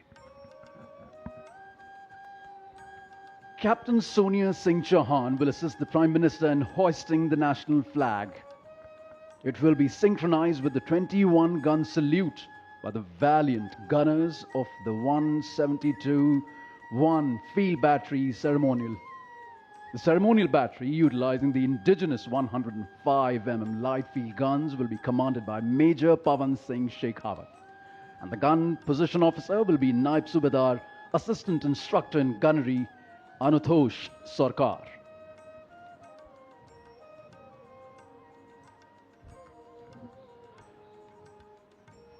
माननीय प्रधानमंत्री महोदय का लाल किले की प्राचीर पर आगमन हो रहा है, जहां उनका स्वागत रक्षा मंत्री श्री राजनाथ सिंह, रक्षा राज्य मंत्री श्री संजय सेठ, रक्षा सचिव Shri Rajesh Kumar Singh, CDS general NS Raja Subramani, थल सेना अध्यक्ष जनरल धीरज सेठ, नौसेना अध्यक्ष एडमिरल कृष्णा स्वामीनाथन और वायुसेना अध्यक्ष air chief marshal Amarpreet Singh द्वारा किया गया। प्राचीर की ओर अग्रसर हैं माननीय प्रधानमंत्री महोदय। अन्य विशिष्ट अतिथिगण अपने अपने निर्धारित स्थान की ओर अग्रसर होते हुए, उपस्थित जनसमूह उत्सुक प्रतीक्षा करते हुए प्रधानमंत्री महोदय के उद्बोधन की। The moment that everyone has been waiting for, and happily so. The moment the Prime Minister will reach the central dais of the ramparts, the prime representative of 1 billion plus souls, where he shall hoist the national flag.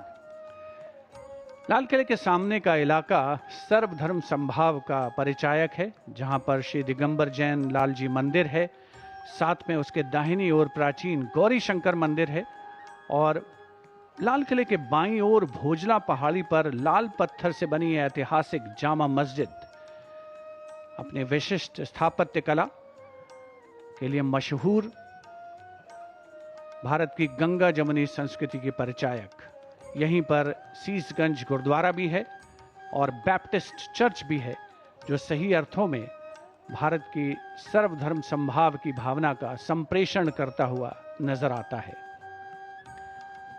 And we now approach the high point of the celebration, the unfurling of the national flag and the address to the nation, recognizing that citizens are the true driving engine of our democracy. This address will spotlight our national progress while charting a future defined by inclusion, equity, and opportunity.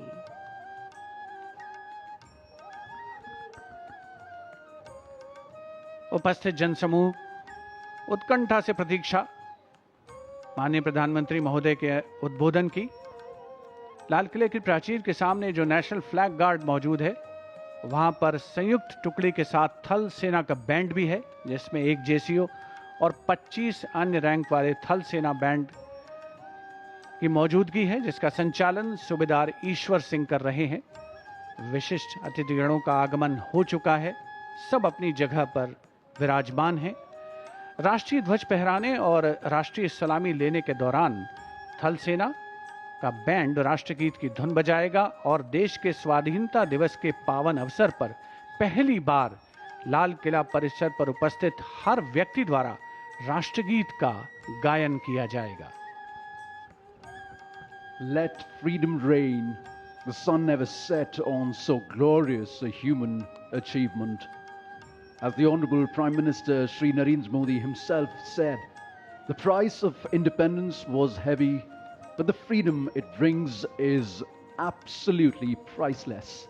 And priceless are the moments that we see captured by Doordarshan cameras, looking at a magnificent view of the ramparts and the central days. Everyone in the audience enclosures waiting for the arrival of the Honorable Prime Minister at the central days, from where he will hoist the national flag and address the nation. Excitement all around, smiles galore.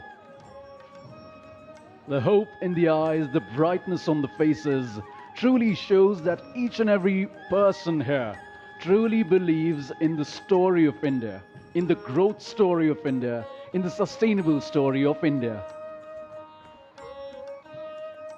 हमारे 80वें स्वाधीनता दिवस समारोह की एक और ख़ास बात, इस बार जो एनक्लोजर्स हैं, जो दीर्घाएं हैं, दर्शक दीर्घाएं और विशिष्ट दीर्घाएं, उनके नाम भारत की प्रमुख झीलों के नाम पर रखे गए हैं। इनमें भटकल, भीमताल, चंद्रताल, पुलिकट, पुष्कर, रविंद्र सरोवर जैसी झीलें शामिल है। यहाँ पर उपस्थित जनसमूह आप देख सकते हैं कितने उल्लसित हैं, उत्साहित हैं इस समारोह का हिस्सा बन करके। गणतंत्र दिवस समारोह में 2026 का जो संस्करण था, उसमें एनक्लोजर्स के नाम नदियों के नाम पर रखे गए थे और इसी परंपरा को आगे बढ़ाते हुए इस वर्ष स्वाधीनता दिवस समारोह में जो एनक्लोजर्स हैं, उनके नाम भारत की प्रमुख झीलों के नाम पर रखे गए हैं। Especially for India's 80th Independence Day celebrations, a Surya Path Tiranga, a global digital and physical relay initiative was launched under the Har Ghar Tiranga campaign, which is truly a campaign that has brought India together. It traces the Surya Path Tiranga, the hoisting of the Indian national flag from east to west across different time zones, following the path of the rising sun.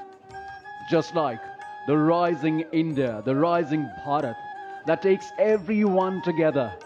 It's not the one who forces anyone, but it shares a level of camaraderie, a sense of oneness. It truly believes in Vasudhaiva Kutumbakam, that the world is one family. A rising India, always better for a rising humanity. And now, the Prime Minister awaited at the central dais. Here he is, walking up the stairs, and he has reached the central dais for the flag hoisting.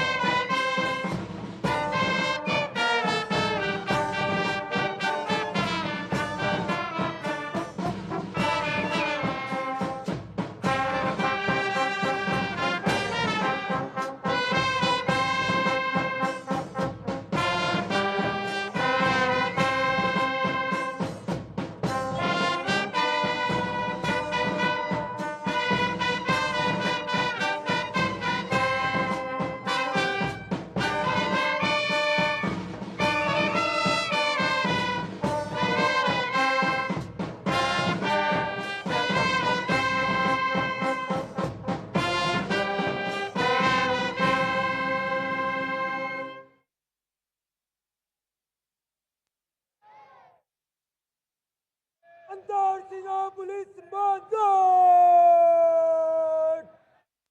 Russia salute! Slumber! Yes!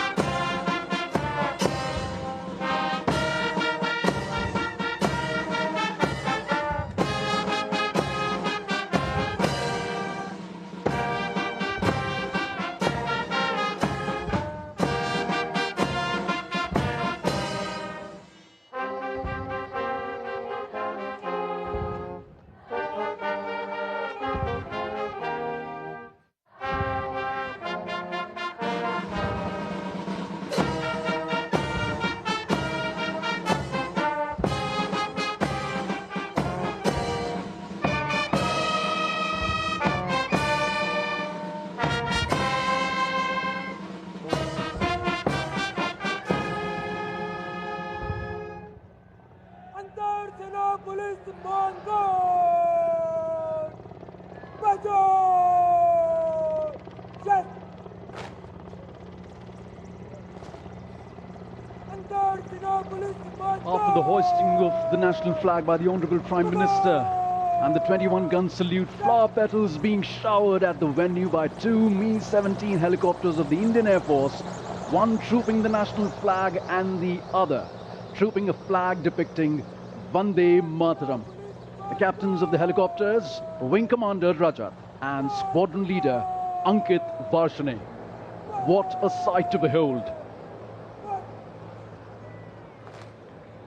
Vande Mataram के 150 वर्ष पूरे होने के शुभ और पावन अवसर पर Mi-17 helicopters का झंडा लेकर आसमान में विलीन होते हुए और अब माननीय प्रधानमंत्री महोदय के उद्बोधन की प्रतीक्षा। प्रधानमंत्री महोदय विशिष्ट दर्शक दीर्घा में मौजूद विशिष्ट अतिथिगणों को अभिवादन करते हुए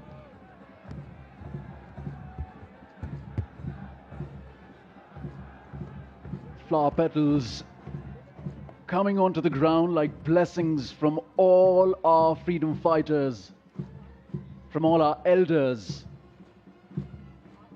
Shri Bankim Chand Chatterjee's song Vande Mataram, which still unites, still reverberates in our hearts, still ignites the hearts with patriotism.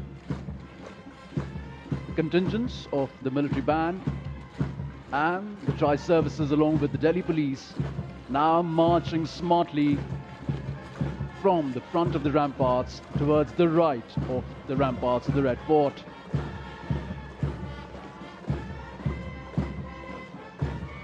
What a march, stoic and precise.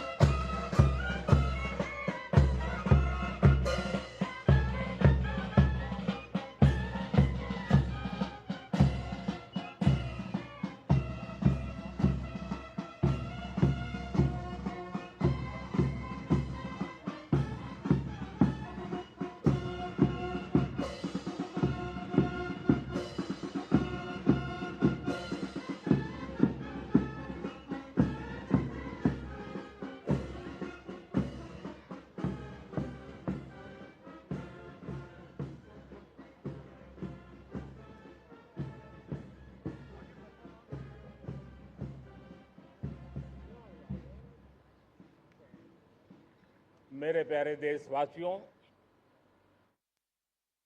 आज हम सब 80वां स्वतंत्रता दिवस मना रहे हैं। आज हर दिलों की धड़कन वंदे मातरम के नाद से गूंज रही। आज हर घर तिरंगा है,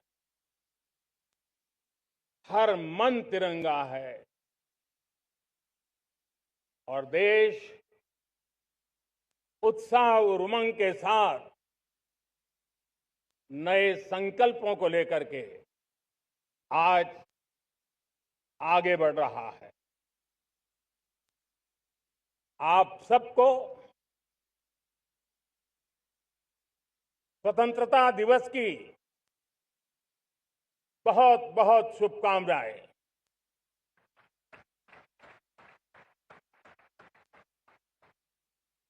देश आज उन महान सपूतों का पुण्य स्मरण करती है जिन्होंने देश की आजादी के लिए त्याग बलिदान की पराकाष्ठा की। अपने तप, त्याग और बलिदान से आजादी के एकमात्र लक्ष्य को लेकर के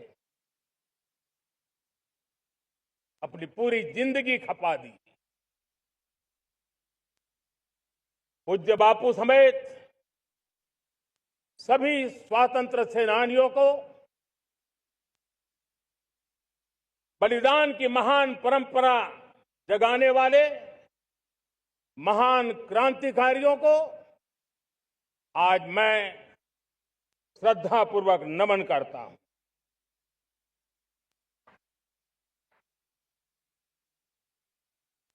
आज जो इस समारोह में उपस्थित है उन सब के लिए आज एक ऐतिहासिक पल भी है।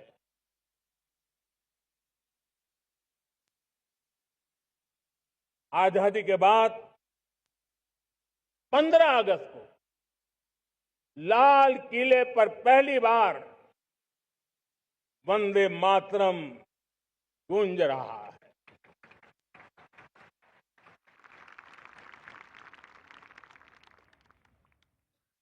आज जब हम देश के लोग वंदे मातरम के 150 वर्ष मना रहे हैं तो इससे बड़ा उत्तम अवसर क्या हो सकता है। मेरे प्यारे देशवासियों, पिछले दिनों देश के कुछ हिस्सों में बाढ़ का प्रकोप रहा, भूस्खलन का प्रकोप रहा, अनेक परिवार प्रभावित हुए। उनके दुख दर्द को हम भली भांति अनुभव करते हैं। पीड़ित परिवारों को मैं विश्वास दिलाता हूं कि हम और पूरा देश उनके साथ खड़े हैं। मेरे प्यारे देशवासियों, कोई भी राष्ट्र तब महान बनता है, तब अपनी सिद्धियों को प्राप्त करता है जब अपने सपनों,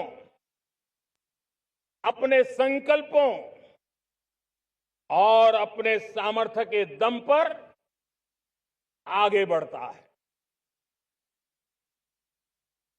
मेरे देशवासियों, अब छोटे सपनों से चलने वाला नहीं है। हमें बड़े सपने, क्योंकि बड़े सपने हमारी सोच को भी विस्तार देते हैं, हमारी सोच की क्षितिज को विस्तृत करते हैं। हमारे संकल्प दृढ़ होने चाहिए। जब संकल्प दृढ़ होता है तो कठिनाइयों से, आपदाओं के बीच से रास्ते निकालने का सामर्थ्य अपने आप उभर करके आता है। और मेरे प्यारे देशवासियों, हमारे संकल्प भी ऊंचे होने चाहिए, क्योंकि जब सपने ऊंचे होते हैं, संकल्प ऊंचे होते हैं, तो हमारे सामर्थ्य की ऊंचाई भी बढ़ती है, हमारे प्रयासों की ऊंचाई भी बढ़ती है, और तब जाकर के हम सपनों को साकार कर सकते हैं। मेरे प्यारे देशवासियों, आज भारत ने भी एक बहुत बड़ा सपना देखा है, दृढ़ संकल्प के साथ देखा है। नई ऊंचाइयों को छूने के लिए देखा है, और वो सपना है जब आजादी के 100 साल होंगे, 2047 में हम विकसित भारत बना के रहेंगे। 140 करोड़ देशवासियों के पुरुषार्थ से इस लक्ष्य को हमें हासिल करना है। और जब दुनिया की सबसे बड़ी आबादी वाला देश विकसित होने का संकल्प लेता है, तो ये दुनिया की नजरों में भी हमारे साहस का परिचायक बन जाता है। दुनिया हमारी तरफ देखने का नजरिया बदलने के लिए मजबूर हो जाती है। प्यारे देशवासियों, और मैं ऐसे ही नहीं कह रहा हूं, पिछले 12 वर्ष में देश के कोटि कोटि नागरिकों ने, दलित हो, पीड़ित हो, वंचित हो, आदिवासी हो, गांव में रहने वाला हो, शहर में रहने वाला हो, गरीब हो, मध्यम वर्ग का हो, युवा हो, बुजुर्ग हो, नारी हो, पुरुष हो, उत्तर हो, दक्षिण हो, पूर्व हो, पश्चिम हो, हर किसी ने पिछले 12 साल में एक संकल्प के साथ, समर्पण के साथ देश को नई ऊंचाइयों पर ले जाने में हर प्रकार से प्रयास किया है। मैं उनके इस प्रयासों का आदरपूर्वक स्वीकार करता, और उसी का परिणाम है कि इतने कम समय में 25 करोड़ देशवासी गरीबी को परास्त करके गरीबी से बाहर निकले हैं। इन्हीं देशवासियों का प्रयास का परिणाम है कि हम कभी फ्रेजाइल 5 में गिरे जाते थे। 12 साल के भीतर भीतर हम एक मेजर इकोनॉमी में फास्टेस्ट ग्रोइंग इकोनॉमी बन गए हैं। साथियों, देश आजाद हुआ, बहुत सारे सपने लेकर के आजाद हुआ, लेकिन हम गति नहीं पकड़ पाए, रफ्तार नहीं पकड़ पाए। होती है, चलती है, अरे हो जाएगा, देखा जाएगा, उसी में खोए रहे। 2014 तक आते आते तो पूरे विश्व ने हमें फ्रेजाइल 5 के उस में डंप कर दिया था। ऐसे समय पिछले 12 साल में भारत ने एक नई रफ्तार पकड़ी, तेज गति से हम आगे बढ़ रहे हैं, और देशवासियों का संकल्प है कि अब 140 करोड़ देशवासियों के संकल्प को, सामर्थ्य को रोकना नामुमकिन है। प्यारे देशवासियों, पिछले 12 वर्षों में डिफेंस प्रोडक्शन करीब 4 गुना हुआ, खादी और ग्रामोद्योग का उत्पादन करीब 5 गुना हुआ, इलेक्ट्रॉनिक मैन्युफैक्चरिंग करीब 7 गुना बढ़ा, आधुनिक रेलवे कोच का निर्माण 21 गुना बढ़ा, मोबाइल फोन उत्पादन 33 गुना बढ़ा। इतना ही नहीं, आधुनिक युग को देकर के भी डिजिटल और इनोवेशन की दुनिया में भी हमने अपना परचम लहराया। इंटरनेट यूजर, इंटरनेट कंज्यूमर करीब करीब 4 गुना बढ़े, पेटेंट ग्रांट होने की संख्या 4 गुना बढ़ी, डिजिटल ट्रांजैक्शन 100 गुना बढ़े। सामान्य मानवीय की सुविधाओं की तरफ भी हमने उतना ही गंभीरता से काम किया। हर साल औसतन 15 गुना ज्यादा तेजी से हमने नल से जल कनेक्शन दिए। हर साल औसतन 6 गुनी ज्यादा रफ्तार से लोगों को गैस कनेक्शन दिए। हर साल 4 गुनी रफ्तार से गरीबों के लिए टॉयलेट बनाने का काम किया। हर साल 3 गुना ज्यादा तेजी से गरीबों को घर देने का काम किया। देश ने गवर्नेंस में भी बहुत बदलाव लाया। हजारों की संख्या में कंप्लायंसेस खत्म किए। सैकड़ों की तादाद में पुराने कानून खत्म किए।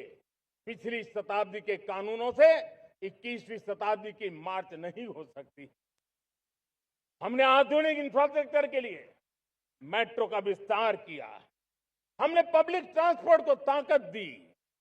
जिस स्पीड से काम, जिस स्केल पर काम किया, ये सब, ये रफ्तार, ये विस्तार, ये अचीवमेंट आजादी के बाद पहली बार पिछले 1 दशक ने देखा है।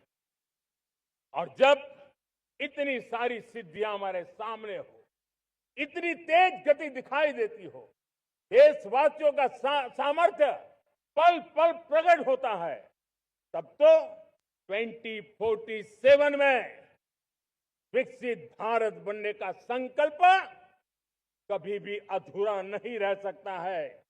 ये सारे आंकड़े इस बात की गवाही देते हैं कि हम आगे बढ़ने वाले हैं। मेरे प्यारे देशवासियों, लेकिन उसके लिए आत्मविश्वास की जरूरत होती है, आत्मगौरव की जरूरत होती है, और साथ साथ आत्मनिर्भर भारत होना भी बहुत जरूरी होता है। और इसलिए बीते वर्षों में हमारा कन्विक्शन रहा है कि भारत को हमें अब दूसरे देशों पर निर्भर रह करके नहीं जीना चाहिए। हमें आत्मनिर्भर बनना चाहिए। दुनिया में बहुत कुछ मिलता है, सस्ता मिलता है, जल्दी मिल सकता है, लेकिन उससे हमारा सामर्थ्य तैयार नहीं होता, न हमारे सामर्थ्य की कसौटी होती है। और इसलिए हमें भी अपनी क्षमताओं को बढ़ाना है। अपने हितों की सुरक्षा हमें खुद को करनी है। और इसलिए आत्मनिर्भर भारत का संकल्प बहुत दृढ़ता के साथ हम लेकर के आगे बढ़ रहे हैं। मेक इन इंडिया, स्वदेशी, वोकल फॉर लोकल, इन सारे क्षेत्रों में आज हर भारतीय का मन जुड़ रहा है। मेरे प्यारे देशवासियों, मैं आपको एक उदाहरण देता हूं सेमीकंडक्टर का। देश आजाद होने के बाद विश्व में तो सेमीकंडक्टर की चर्चा हो चुकी थी, हमारे यहां भी बातें होती थी, लेकिन सेमीकंडक्टर का कोई बड़ा प्लान हम आगे नहीं बढ़ा पाए। और आज स्थिति क्या है? आज की डिजिटल दुनिया में, आज की टेक्नोलॉजी में चिप का महात्म्य हम समझते हैं। कोई भी इलेक्ट्रॉनिक गुड्स होगा, हमारे मेडिकल इक्विपमेंट होंगे, हमारे ट्रांसपोर्ट के रास्ते होंगे, हर किसी में चिप अनिवार्य है। और इस चिप के बिना दुनिया थम जाए ऐसी स्थिति पैदा हो जाए। और इसलिए भारत ने आत्मनिर्भर होने की दिशा में अपना सेमीकंडक्टर प्लांट, बड़ा सेमीकंडक्टर प्लांट, 3 सेमीकंडक्टर प्लांट शुरू हो चुके हैं। और मुझे बताया गया है कि वहां जो प्रोडक्शन हो रहा है वो एक्सपोर्ट होना शुरू हो चुका है। और मैं देशवासियों को कहना चाहता हूं, आने वाले 7-8 वर्ष में और 5, 7 या 8 सेमीकंडक्टर प्लांट बहुत ही जल्द शुरू होने वाले। ये आत्मनिर्भर भारत हमें विकसित भारत की दिशा में जाने का महामार्ग देती है। मेरे प्यारे देशवासियों, वैसे ही एक चर्चा क्रिटिकल मिनरल की हो रही है। पूरी टेक्नोलॉजी क्रिटिकल मिनरल पर निर्भर है। भारत इसमें भी अपने आप को सुरक्षित करने में जुटा हुआ है। क्रिटिकल मिनरल का लक्ष्य साझा किया जाए। नेशनल क्रिटिकल मिनरल ये हमने लॉन्च किया। बजट में क्रिटिकल मिनरल कॉरिडोर की हमने घोषणा की है। कई देशों के साथ एग्रीमेंट हो रहे हैं। विश्व के कई देश अब इस क्रिटिकल मिनरल के विषय में भारत के पर भरोसा करने लगे हैं। मेरे प्यारे देशवासियों, जैसे सेमीकंडक्टर की बात हो, क्रिटिकल मिनरल की बात हो, वैसे ही जिस टेक्नोलॉजी की दिशा में हम जा रहे हैं, दुनिया जा रही है, उसमें एनर्जी का महत्व और बढ़ता चला जा रहा है। अब एनर्जी के बिना भी नई दुनिया को चलाना मुश्किल है और इसलिए हमें चिप हो, एआई हो, डेटा सेंटर हो, हमें बहुत बड़ी मात्रा में बिजली की जरूरत होगी। एनर्जी सिक्योरिटी ये हमारे समय की मांग है और इसलिए हमने पहले से ही उस दिशा में एक के बाद एक मजबूत कदम उठाए हैं। एनर्जी सिक्योरिटी का एक बड़ा माध्यम है परमाणु ऊर्जा, न्यूक्लियर एनर्जी। हमने पार्लियामेंट में शांति एक्ट पास कर करके एक नए लक्ष्य तरफ जाने का रास्ता तय कर लिया है। 2047 तक हम 100 गीगावाट न्यूक्लियर पावर का लक्ष्य लेकर के चल रहे हैं।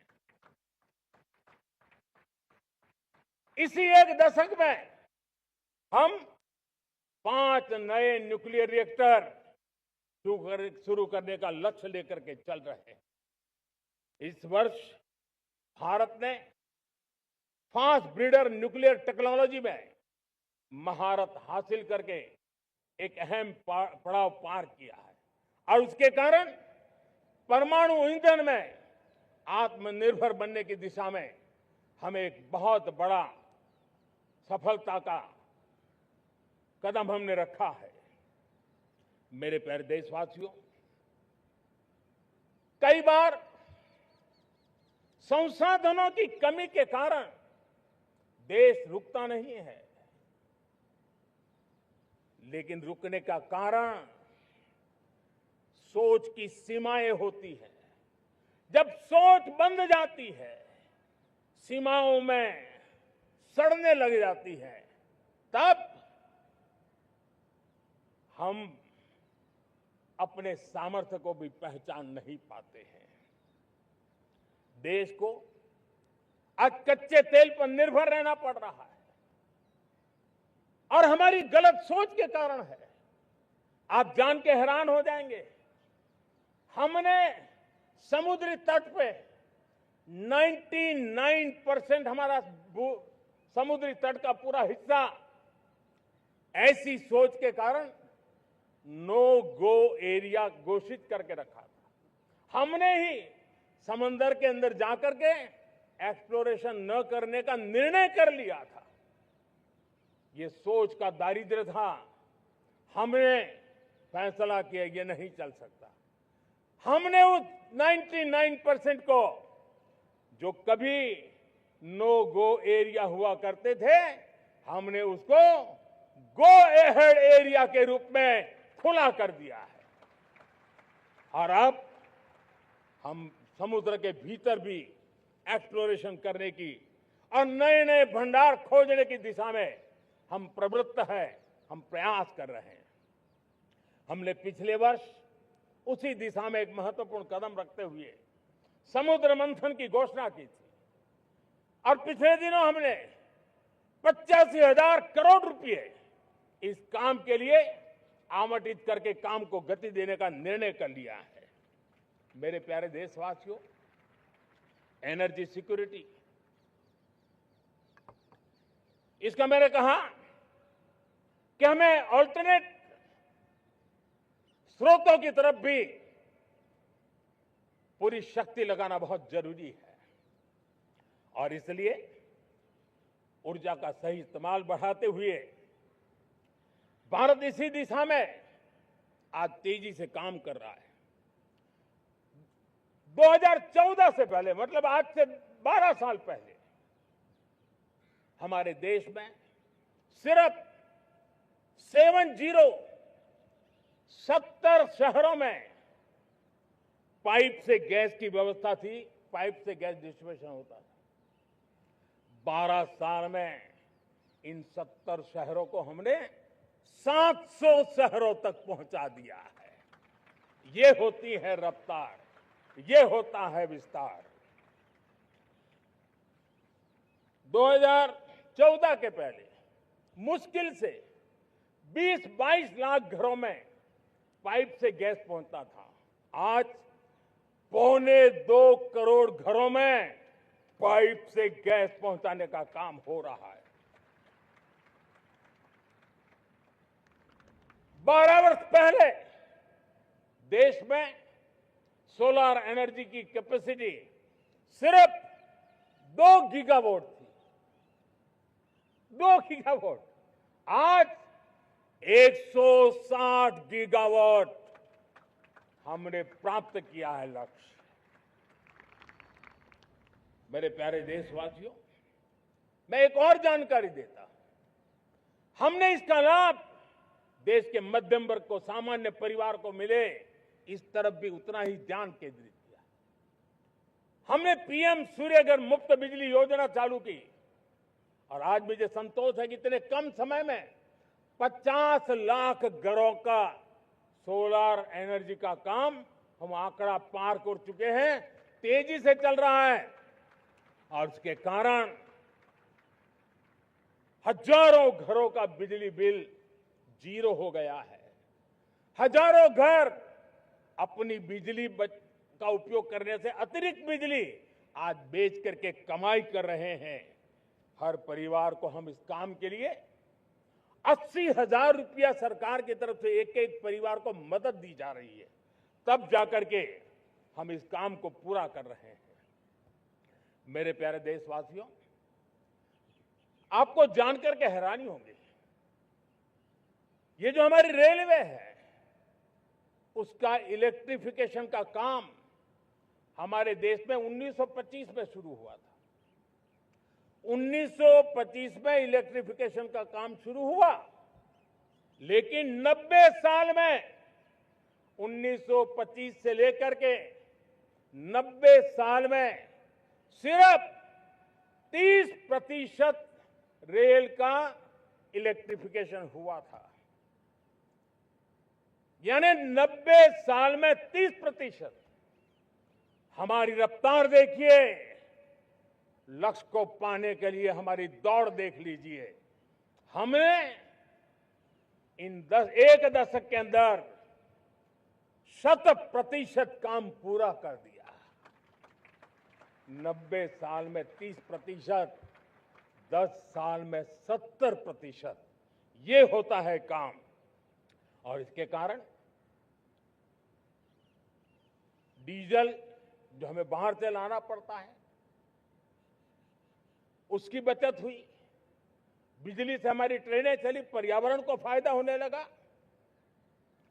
मेरे प्यारे देशवासियों, हम यहां से नहीं रुके हैं, हम दुनिया के अंदर पीछे रहना नहीं चाहते। पिछले दिनों आपने खबर सुनी होगी, भारत ने ईंधन का नया क्षेत्र को भी छू लिया है।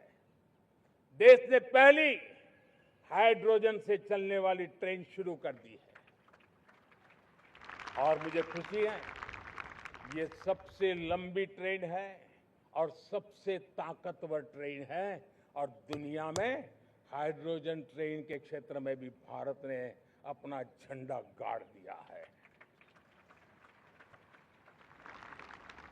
प्यारे देशवासियों, पिछले 10-12 साल हम लगातार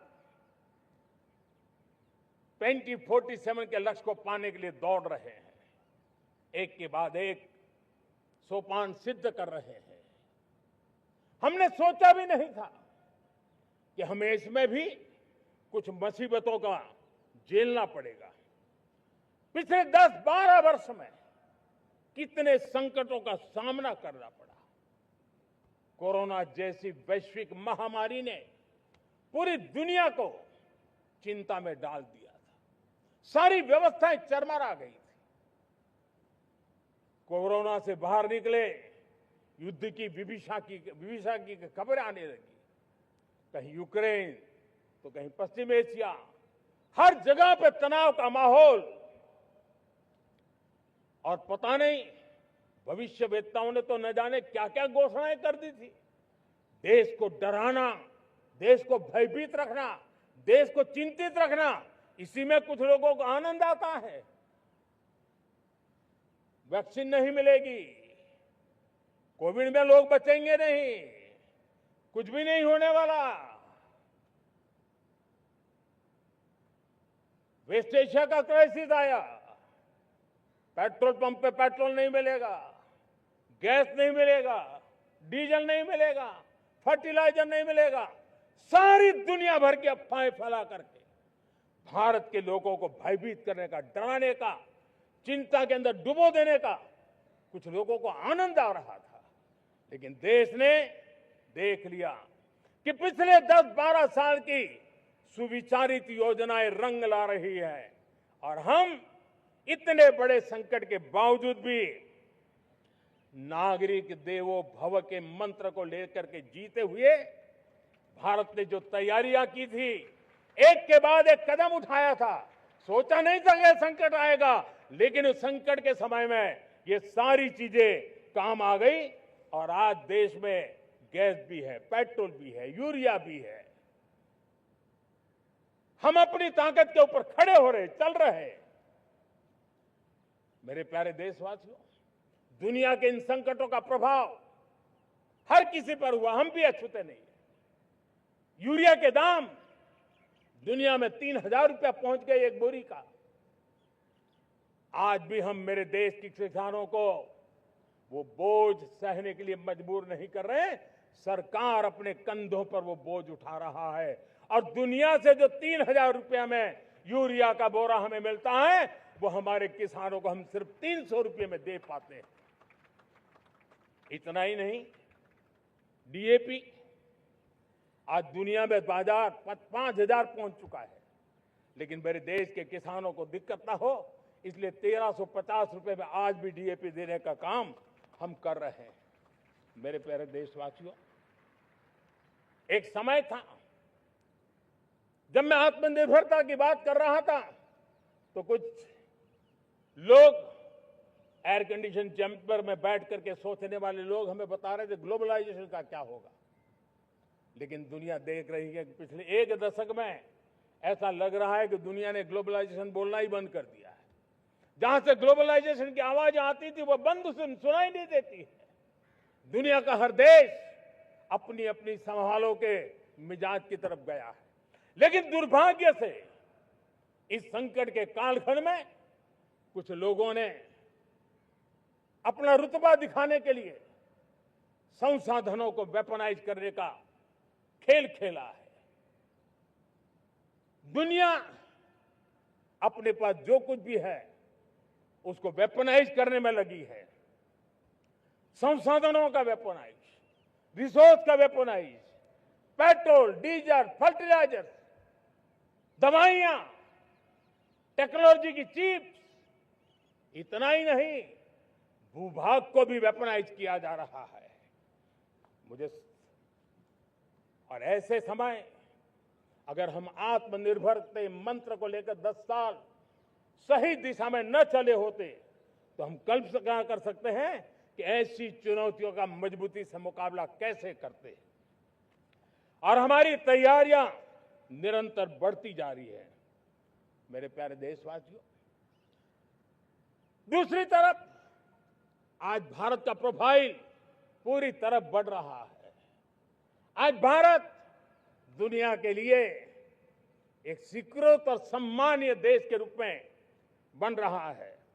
भारत के पास स्थिर पॉलिटिकल मैंडेट है, स्थिर सरकार है, भारत का वाइब्रेंट लोकतंत्र है, भारत का मजबूत न्याय तंत्र है और हम सबको दिशा देने वाला भारत का संविधान है।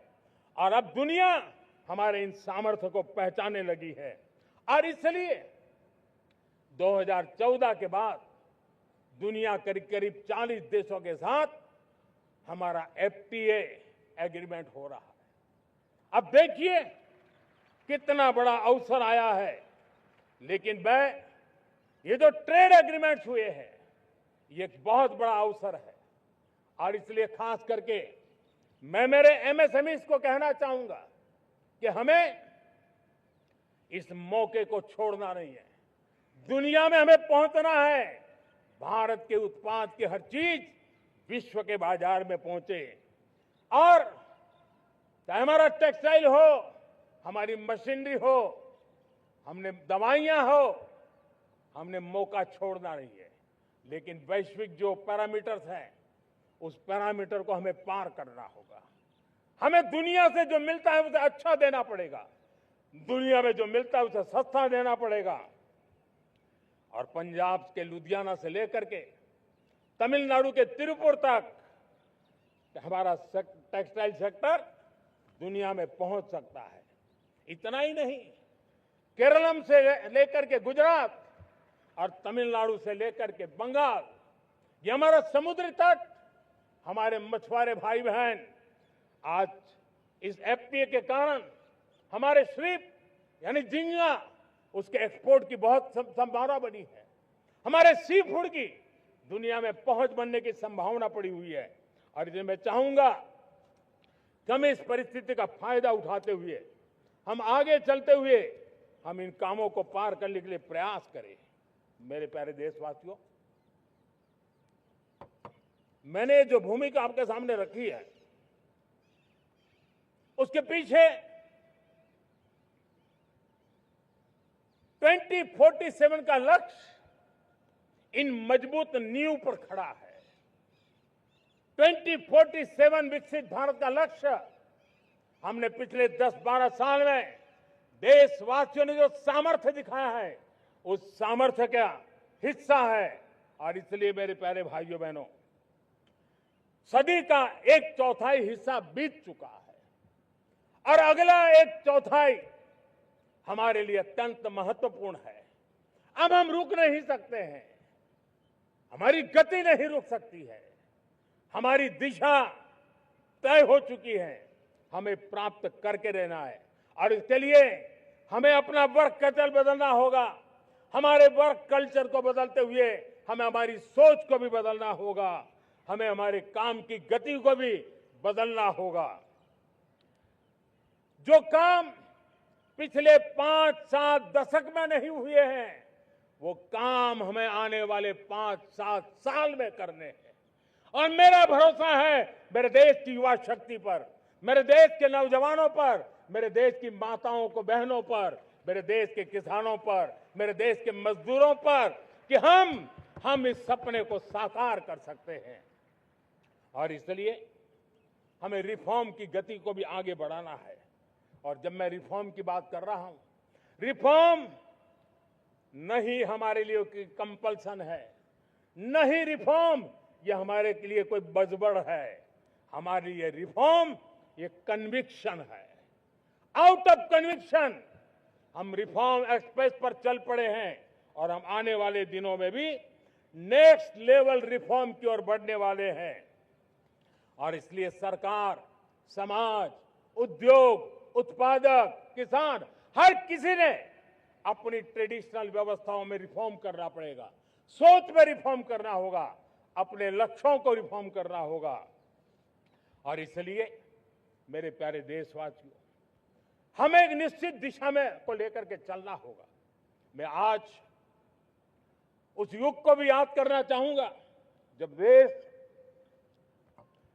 भारत का सामर्थ्य सप्त सिंधु के रूप में हम जानते थे, हम समझते थे, हम सुनते थे। अब विकसित भारत बनाने के लिए हमें नई धारा चाहिए। आज लाल किले की प्राचीर से मैं देश के सामने शक्ति की सप्तधारा का आवाहन करता हूं। आने वाले 5-7 साल में जो पिछले 5-7 दशक में नहीं हुआ, वो सप्तधारा के सामर्थ्य से, शक्ति से हम देश को नई ऊंचाई, नई गति देंगे और नए लक्ष्यों को पार करने वाला सामर्थ्य देंगे। और इसके साथ साथ देश की युवा शक्ति का सामर्थ्य का भरपूर राष्ट्र निर्माण में उपयोग होगा, उनकी शक्ति जोड़ी जाएगी। आने वाले दिनों में जब मैं सप्तधारा की बात करता हूं, सप्तधारा की पहली शक्ति है मैन्युफैक्चरिंग पावर। मेरे प्यारे देशवासियों, हमें मैन्युफैक्चरिंग सेक्टर को बहुत आगे बढ़ाना होगा और प्रोडक्शन बढ़ाने के साथ साथ हमें छोटे छोटे पुर्जे भी बनाने हैं और बड़े बड़े प्रोडक्ट भी बनाने हैं। पूरा वैल्यू चेन हमारा होना चाहिए और उसे लेकर के चलना। हमें कंपोनेंट भी चाहिए और हमें कंप्लीट मैन्युफैक्चरिंग भी चाहिए, कंप्लीट प्रोडक्ट भी चाहिए। डिजाइन से लेकर मैन्युफैक्चरिंग तक भारत को ग्लोबल सप्लाई चेन का भरोसामंद केंद्र बनना होगा। इसके लिए मैं 3 चीजों पर विशेष जोर देना चाहता हूं। मैन्युफैक्चरिंग के क्षेत्र में जो मेरे भाई बहन हैं, ये समय का ये अवसर है, इस अवसर को जाने मत दें और इसके लिए हमें कॉस्ट, क्वालिटी और स्केल, इसके विषय में वैश्विक मानदंडों से खरा उतरना पड़ेगा। हमारी फैक्ट्रीज कॉम्पिटिटिव हो, हमारे प्रोडक्ट्स यूजर फ्रेंडली हो, हमारा पैकेजिंग दुनिया के लोगों को लुभावने वाला हो, आकर्षित करने वाला हो, हमारा जीरो डिफेक्ट प्रिसिजन मैन्युफैक्चरिंग, ये हमारी पहचान बनना चाहिए। हर मैन्युफैक्चरर, हर एंटरप्रेन्योर, हर एमएसएमई से मैं कहना चाहता हूं, ग्लोबल मार्केट में हमारी पहचान विश्वसनीयता और गुणवत्ता के आधार पर होनी चाहिए। क्वालिटी के संबंध में नो कॉम्प्रोमाइज, और इसलिए हमारा मंत्र क्वालिटी, क्वालिटी, क्वालिटी होना चाहिए। यही हमारा ग्लोबल ब्रांड वैल्यू बनेगा। मेरे प्यारे देशवासियों, इस सप्तधारा की दूसरी शक्ति है कृषि और फूड प्रोडक्शन, फूड प्रोसेसिंग। हमें इस दिशा में आगे बढ़ना होगा। हमारे किसानों ने, अब दुनिया के बाजार खुल चुके हैं, एफपीए के कारण हमें एक बहुत बड़ा मार्केट मिल रहा है। हमें वहां पहुंचना है, हमें उस जगह को हाथ लगाना है। हमें खेत से लेकर एक्सपोर्ट मार्केट की ओर जाना होगा। हमारे पारंपरिक खान पान हो, हमारे मिलेट्स हो, हमारे मसाला हो, हमारे फल हो, फूल हो, क्या कुछ नहीं है हमारे पास, वो ग्लोबल ब्रांड्स बनने चाहिए। हमारे किसान केमिकल फ्री खेती को बल देंगे, दुनिया में इनकी मांग और बढ़ने वाली है। और जो ग्लोबल पैरामीटर्स के अंदर हर प्रकार से सिद्ध होने वाले हमारे एग्रो प्रोडक्ट होंगे, तो दुनिया में हम आसानी से पहुंच पाएंगे। मेरी सप्तधारा की तीसरी शक्ति है टेक्नोलॉजी और इनोवेशन। मेरे प्यारे देशवासियों, आज जमाना एआई का है, क्वांटम का है, स्पेस का है, रोबोटिक्स का है, डेटा सेंटर्स का है। पूरी तरह एक नया क्षेत्र खुल चुका है और इमर्जिंग टेक्नोलॉजी ये भी हर पल हमें चुनौती दे रही है। और इसलिए देश को दुनिया के लिए मार्केट नहीं बना देना, हमें इनोवेशन का हब बनना है। हमने यूपीआई और डिजिटल पब्लिक इंफ्रास्ट्रक्चर में लोहा मनवा लिया है, हमारी ताकत का परिचय करवा दिया है। अब भारत को डिजिटल पब्लिक टेक्नोलॉजी, उसको भी दुनिया के कोने कोने तक पहुंचाना है। भारत को नेक्स्ट जनरेशन कम्युनिकेशन टेक्नोलॉजी में लीड करना है। मेड इन इंडिया 6G हर कोने में पहुंचे, ये हमारा लक्ष्य होना चाहिए और हमें उस पर तेजी करनी चाहिए और इसके लिए हमारा प्रयास कम नहीं होना चाहिए। सप्तधारा की चौथी शक्ति है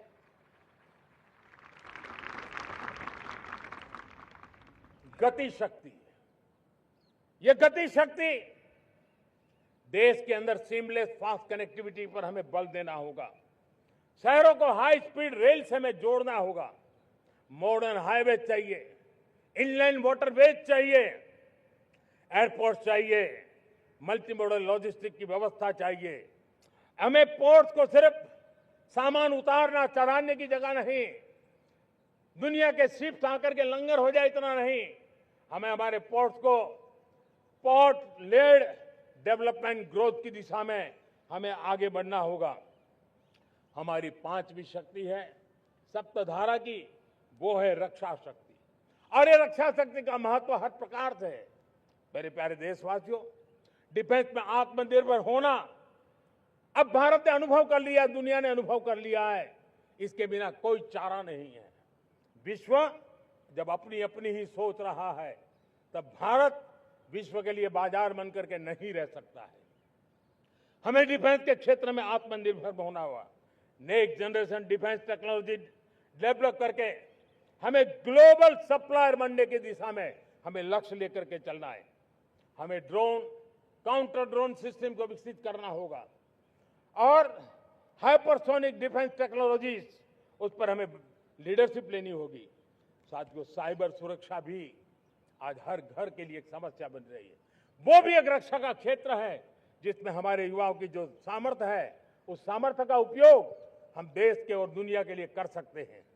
हमारी सप्तधारा की छठी शक्ति है ग्रीन इकोनॉमी, ब्लू इकोनॉमी, जो ग्रीन जॉब को भी जन्म देती है। हमें green hydrogen, renewable energy, energy storage, green mobility, green manufacturing in global scale हमें पा करके रहना है। हमें दुनिया जब ग्लोबल वार्मिंग की चर्चा करती रहती है, हम रास्ते खोजते रहते हैं, हम समस्याओं का समाधान दे रहे हैं। और भारत ये ग्रीन मूवमेंट का बहुत बड़ा सामर्थ्य लेकर के चलिए। भारत के पास ब्लू इकोनॉमी के लिए भी बहुत बड़ा अवसर है। बहुत बड़ा लंबा हमारा कोस्ट लाइन है। ब्लू इकोनॉमी के लिए बहुत बड़े अवसर है। फिशरीज है, कोस्टल टूरिज्म है, ओशन टेक्नोलॉजी है। ऐसे कितने ही क्षेत्र हैं जिसमें हम आगे बढ़ सकते हैं। मेरे प्यारे देशवासियों, भारत सप्तधारा की जब बात करके लेकर चला है, तब हमारी सातवीं धारा है और दुनिया के लिए इसका अपना भी एक महत्व है, और वो है भारत का सॉफ्ट पावर। भारत के सॉफ्ट पावर की ताकत है। आज योग ने पूरी दुनिया को भारत के साथ जोड़ के रखा हुआ है। योग दुनिया के लिए एक ऊर्जा बनता जा रहा है, भारत के लिए विश्वास का बड़ा कारण बनता जा रहा है। जिस भारत के पास आस्था के केंद्र हो, जिस भारत के पास आयुर्वेद हो, जिस प्रकार से भारत के पास होलिस्टिक हेल्थ केयर की व्यवस्था हो, हील इन इंडिया का मूवमेंट हो, हम दुनिया के अंदर हमारे सामर्थ्य को लेकर के जा सकते हैं। हैंडीक्राफ्ट हो, संस्कृति हो, हमारी फिल्में हो, हमारा क्रिएटिव वर्ल्ड हो, वीएफएक्स हो, हमारा एनिमेशन हो, हमारी गेमिंग हो, डिजिटल कंटेंट हो, क्रिएटिव वर्ल्ड के अंदर भारत अपना रुतबा दिखा सकता है। हमने उसको वैश्विक सामर्थ्य के रूप में विकसित करना होगा। आज भारत ने वेव समिट को एक बहुत बड़ी ताकत दी है। दुनिया धीरे धीरे भारत का ये जो world audio visual and entertainment summit है, उसकी राह देखता रहता है, और वो भारत के सॉफ्ट पावर को, भारत के क्रिएटिव दुनिया को परिचित करेगा। मेरे प्यारे देशवासियों, भारत के पास विशाल वन्य संपदा है। हमारे पास 100 से ज्यादा नेशनल पार्क है। क्षमता बहुत है, लेकिन विदेशी टूरिस्टों को आकर्षित करने में हम कम पड़े हैं। हमें मौका है हमारे सॉफ्ट पावर के माध्यम से दुनिया के टूरिस्टों को भारत के लिए आकर्षित करने का। हमारा सामर्थ्य हमें दुनिया को दिखाना है। हम ये काम आरा से करें, और हम जल्द से जल्द हम इन लोगों, आज दुनिया में स्पोर्ट्स की जो है, वो भी एक बहुत बड़ा भारत के प्रति आकर्षण का केंद्र। दुनिया के स्पोर्ट्स इवेंट भारत में क्यों ना हो। कॉन्स्टेंट इकोनॉमी बहुत बढ़ रही है, देश के नौजवानों का आकर्षण है। विश्व का हर कोई कलाकार चाहता है कभी न कभी भारत की धरती पर अपना कॉन्सर्ट करे। ये एक बहुत बड़ा अवसर है, हमें इसको मोबिलाइज करने के लिए व्यवस्थाएं खड़ी करनी होगी। साथियों, सप्तधारा की इन 7 शक्तियां, सप्त शक्तियां उद्देश्य सिर्फ एक सेक्टर में प्रगति करने का नहीं है। एक होलिस्टिक अप्रोच के साथ हमें राष्ट्र को जो लक्ष्य लेकर के हम चल रहे हैं, जो एम्बिशन लेकर के चल रहे हैं, उस स्केल को हमें पार करने की दिशा में काम करना है। मेरे प्यारे देशवासियों, कुछ चीजें मैंने बताई हैं, लेकिन मैं इससे भी आगे सोचता हूं। मैं जरा देश को झकझोरना चाहता हूं। मैं देश की शक्ति को भी झकझोरना चाहता हूं। देश यानी सिर्फ सरकार नहीं होती है, देश यानी हर नागरिक जुड़ता है। क्या हम सोच नहीं सकते कि फॉर्च्यून 500 की चर्चा तो बहुत सुनते हैं, आने वाले एक दशक में इन फॉर्च्यून 500 में 50 कंपनियां भारत की क्यों न हो, ये लक्ष्य हमारा क्यों न होना चाहिए। आज बैंकिंग सेक्टर फल फूल रहा है। दुनिया की टॉप बैंक के अंदर भारत की बैंक का झंडा भी क्यों न फहरता हो। भारत की बैंक भी टॉप बैंक 5 बैंक में भारत की भी एक बैंक होनी चाहिए। भारत की फार्मा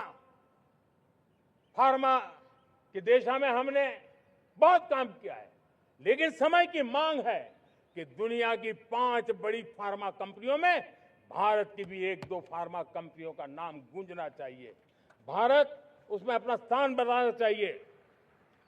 लॉ फर्म्स होते हैं, रेटिंग एजेंसी होती है। क्या समय की मांग नहीं है कि ग्लोबल लीडरशिप अब हमारे हाथ में होनी चाहिए?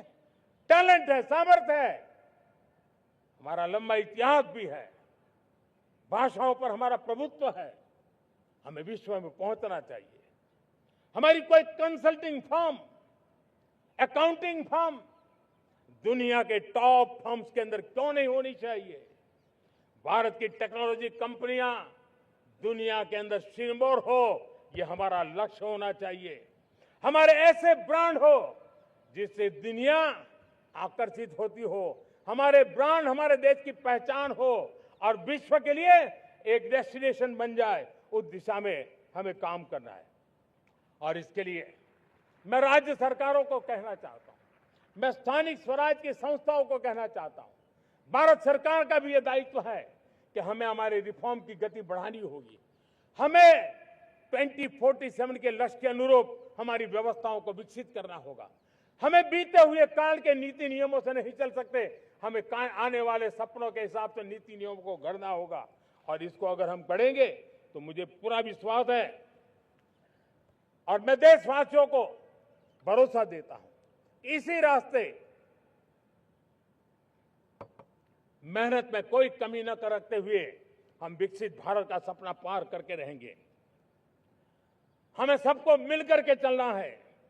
केंद्र सरकार हो, राज्य सरकार हो, इंडस्ट्री हो, हम सब ने मिलकर के आगे बढ़ना है। हमें रिफॉर्म्स करते रहना है, रिफॉर्म्स को आगे बढ़ाते रहना है। और मैंने पहले भी कहा था, हम रिफॉर्म कंपल्सन से नहीं, कन्विक्शन से कर रहे हैं, लक्ष्य को प्राप्त करने के लिए कर रहे हैं। मेरे प्यारे देशवासियों, जब मैं विकसित भारत की बात कर रहा हूं, देश को तेज गति से आगे बढ़ाने की बात कर रहा हूं, उसका सबसे बड़ा लाभार्थी कौन है? इन सारे प्रयासों का सबसे बड़ा साधक कौन है? अगर साधक है तो मेरे देश का युवा है, मेरे देश की युवा शक्ति है। विकसित भारत की यात्रा में युवाओं की बहुत बड़ी भूमिका है। इतना ही नहीं, विकसित भारत का सबसे बड़ा लाभार्थी भी मेरे देश का युवा है। और इसलिए हमें विकसित भारत के लक्ष्य को युवाओं के साथ जोड़ करके आगे बढ़ाना है। युवाओं हमारी सर्वोच्च प्राथमिकता के साथ हमें आगे बढ़ना है। साथियों, पिछले 10-12 साल में उस दिशा में बहुत कुछ हुआ है। स्टार्टअप इंडिया अभियान, आज पूरे देश में 2.5 लाख से ज्यादा रजिस्टर्ड स्टार्टअप बन गए। देश के नौजवान खुद तो काम कर रहे हैं, अनेकों को रोजगार दे रहे हैं। 1 लाख करोड़ रुपया इनोवेशन फंड भारत सरकार ने घोषित किया है। मैं देश को, नौजवानों को कहना चाहता हूं, आप अपने सपनों को लेकर के आइए, संसाधनों की कमी नहीं रहने देंगे। 1 लाख करोड़ रुपया आपके दिल दिमाग को सामर्थ्य देने का एक व्यवस्था हमने कर दी है।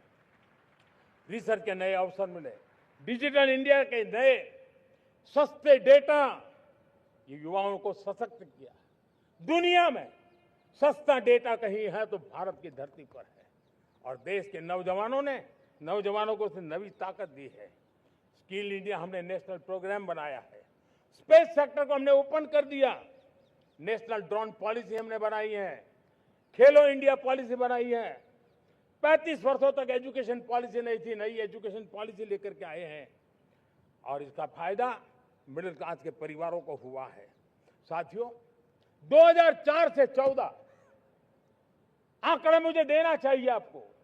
2004 से 14 हमारे देश में 350 से भी कम यूनिवर्सिटी थी, और आज 10-12 साल के भीतर करीब 650 नई यूनिवर्सिटी जुड़ चुकी है। करीब 1000 का आंकड़ा हम पहुंच रहे हैं। 2014 के पहले मेडिकल की सिर्फ 400 सीटें हुआ करती थी, आज करीब 850 सीटें मेडिकल की हो रही है। इतना ही नहीं, अब विदेशी यूनिवर्सिटी भी भारत की धरती पर आ रही है। भारत के अंदर विदेशी यूनिवर्सिटी की डिग्री मेरे नौजवान को मिले, इसका प्रबंध भी हो चुका है। हमारे देश के युवा मन बचपन से ही टेक्नोलॉजी की तरफ आकर्षित हो, उस दिशा में हम काम कर रहे हैं, और इसलिए हमने करीब 10,000 से अधिक अटल टिंकरिंग लैब छोटे छोटे बच्चों के हवाले कर दी है, ताकि उनका इनोवेशन और टेक्नोलॉजी के अंदर उनका मन बने। 12 वर्ष युवा, हमने अनेक रास्ते खोले। हम स्टार्टअप ओपन कर दिया, आपने देखा होगा। भारत के प्राइवेट स्टार्टअप 28 साल की एवरेज उम्र के बच्चों ने, नौजवानों ने दुनिया में पहले ही ट्रायल में अपना सैटेलाइट लॉन्च कर दिया और रॉकेट लॉन्च कर दिया। उन्होंने बहुत बड़ा काम कर दिया साथियों। आज करीब 2.5 लाख से ज्यादा रजिस्टर्ड स्टार्टअप है। हमने पिछले दिनों एआई इंपैक्ट समिट किया था। एआई का विस्तार बहुत तेजी से बढ़ रहा है। लाल किले से मैं देश के नौजवानों के लिए घोषणा करना चाहता हूं। हमने तय किया है कि आने वाले 1 वर्ष में 1 करोड़ युवाओं को एआई स्किल के लिए ट्रेनिंग देने का हम काम करेंगे, ताकि हमारा देश का नौजवान एआई की दुनिया में भी नेतृत्व करने का सामर्थ्य। मेरे साथियों, बायो इकोनॉमी एक नया क्षेत्र है। एक समय था 2014 के पहले सिर्फ 60,000 करोड़ रुपए का बायो इकोनॉमी का काम होता था।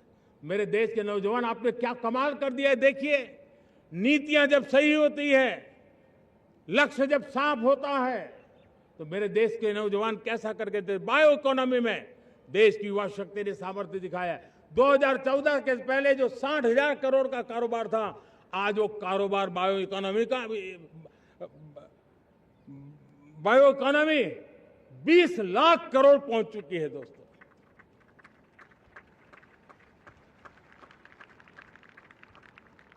दो 2009-10 का कालखंड था, सिर्फ 25 लाख इलेक्ट्रिक व्हीकल हमारे देश में बिके थे। 1.5 लाख इलेक्ट्रिक व्हीकल बिके थे 2009-10 में। 1.5 लाख इलेक्ट्रिक व्हीकल। इस 25-26 में 25 लाख इलेक्ट्रिक व्हीकल बिके हैं। मेरे प्यारे देशवासियों, एविएशन सेक्टर भी मेरे नौजवानों के लिए बहुत तेजी से आगे बढ़ रहा है। नए एयरपोर्ट, नए रूट, नए रोजगार के अवसर बना रहे हैं। मेंटेनेंस, ओवरहॉलिंग, इसके भी कारण देश में बहुत बड़ी मात्रा में स्किल मैन पावर को काम मिल रहा है। मेड इन इंडिया हवाई जहाज बनाने की दिशा में हमने सफलता पाई है। Made in India defence transport aircraft C295 already अपनी उड़ान भर चुका है, सफल उड़ान भर चुका है। ये देश के नौजवानों के लिए, मेरे साथियों, ड्रोन ने भी बहुत बड़ा काम किया है। स्वामित्व योजना, गांव में ड्रोन से स्वामित्व योजना सफल हो रही है। करीब 3.25 करोड़ परिवारों को स्वामित्व योजना का लाभ मिला है और इसके कारण 140 लाख करोड़ रुपए जैसी संपत्ति अनलॉक हुई है, जिसके कारण बैंक से लोन मिल सकता है, लोग अपना कारोबार कर सकते हैं। मेरे प्यारे देशवासियों, हमारे मध्यम वर्गीय परिवारों के सामने एक बहुत बड़ा बोझ बन चुका है कोचिंग क्लासेस की स्पर्धा। हर माँ बाप को लग रहा है कि कोचिंग क्लास में बच्चे को नहीं भेजा तो हम प्रतिष्ठित परिवार नहीं है। इन गरीब और मिडिल क्लास परिवारों की हम चिंता करते हुए हजारों करोड़ रुपए का उनका खर्च है वो भी बचे, बेटे भी अपने आसपास रह सके, उनकी देखभाल हो सके, परिवार पर आर्थिक बोझ ना आए। और इसलिए हमने युवाओं के लिए विभिन्न परीक्षाओं की फ्री ऑनलाइन कोचिंग हमने करने का निर्णय किया है। डिजिटल पब्लिक इंफ्रास्ट्रक्चर है, हमारे पास उत्तम टैलेंट है, टीचर्स हैं, उन संसाधनों को जोड़ करके हम देश के नौजवानों को फ्री कोचिंग देने का एक पूरा नेटवर्क हम खड़ा करने वाले हैं। मेरे प्यारे देशवासियों, मैं हमेशा कहता आया हूं, जो खेले वो खिले। जब मैं खेले वो खिले की बात कर रहा हूं, तब मेरे प्यारे देशवासियों, आज भारत खेल की दुनिया में अपनी जगह बना रहा है। अब खेल के पोडियम में भारत का राष्ट्रगीत सुनाई देता है, भारत का राष्ट्रगान सुनाई देता है, भारत का तिरंगा झंडा लहराता दिखाई नजर आ रहा है। टॉप्स योजना ने बहुत बड़ी सफलता पाई है। खेलो India games, university games, winter games, beach games, sports infrastructure, sports के लिए कोचिंग, स्पोर्ट्स मेडिसिन, स्पोर्ट्स के लिए न्यूट्रिशन, इन सारे विषयों में भारत अब महारत करने की दिशा में आगे बढ़ रहा है। नौजवानों के लिए पूरा नया क्षेत्र, खिलाड़ी न बन सके तो उसकी सपोर्ट सिस्टम में भी बहुत बड़ा क्षेत्र खुल रहा है। स्पोर्ट्स की दुनिया में भारत का प्रदर्शन बेहतर होता रहा है और हम 2036 में ओलंपिक के मजबूत दावेदार बनकर के आगे बढ़ रहे हैं और 2030 में कॉमनवेल्थ गेम्स को भारत होस्ट करने वाला है।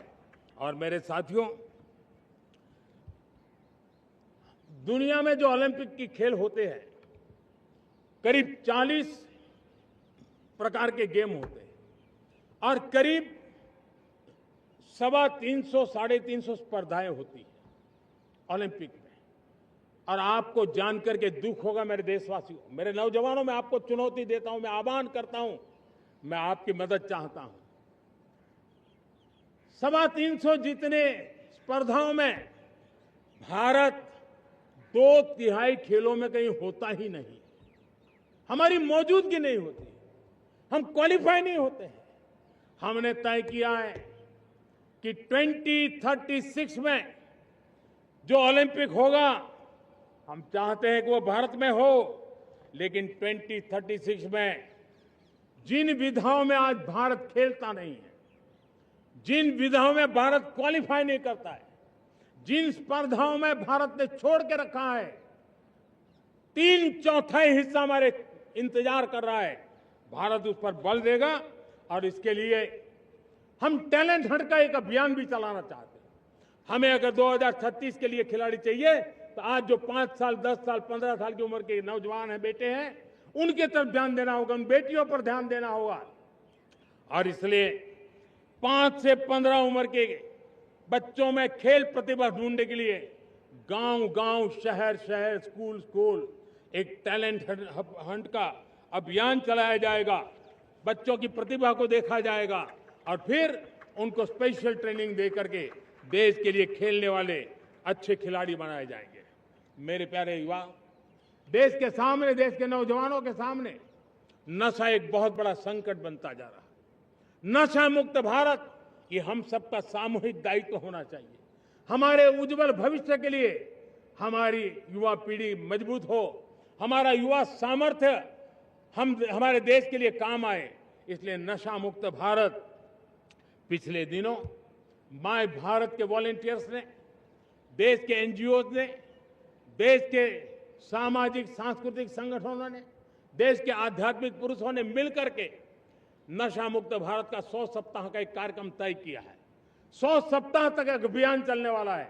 मैं हर परिवार को कहना चाहता हूं कि आप भी इस अभियान का हिस्सा बने, आप इसके साथ जुड़िए और देश के नशा मुक्त भारत के सपने को पूरा करने के लिए आप आगे आइए। मेरे प्यारे देशवासियों, 21वीं सदी में दशकों पुरानी जो चुनौतियां हैं, उन चुनौतियों को खत्म करना बहुत अनिवार्य है।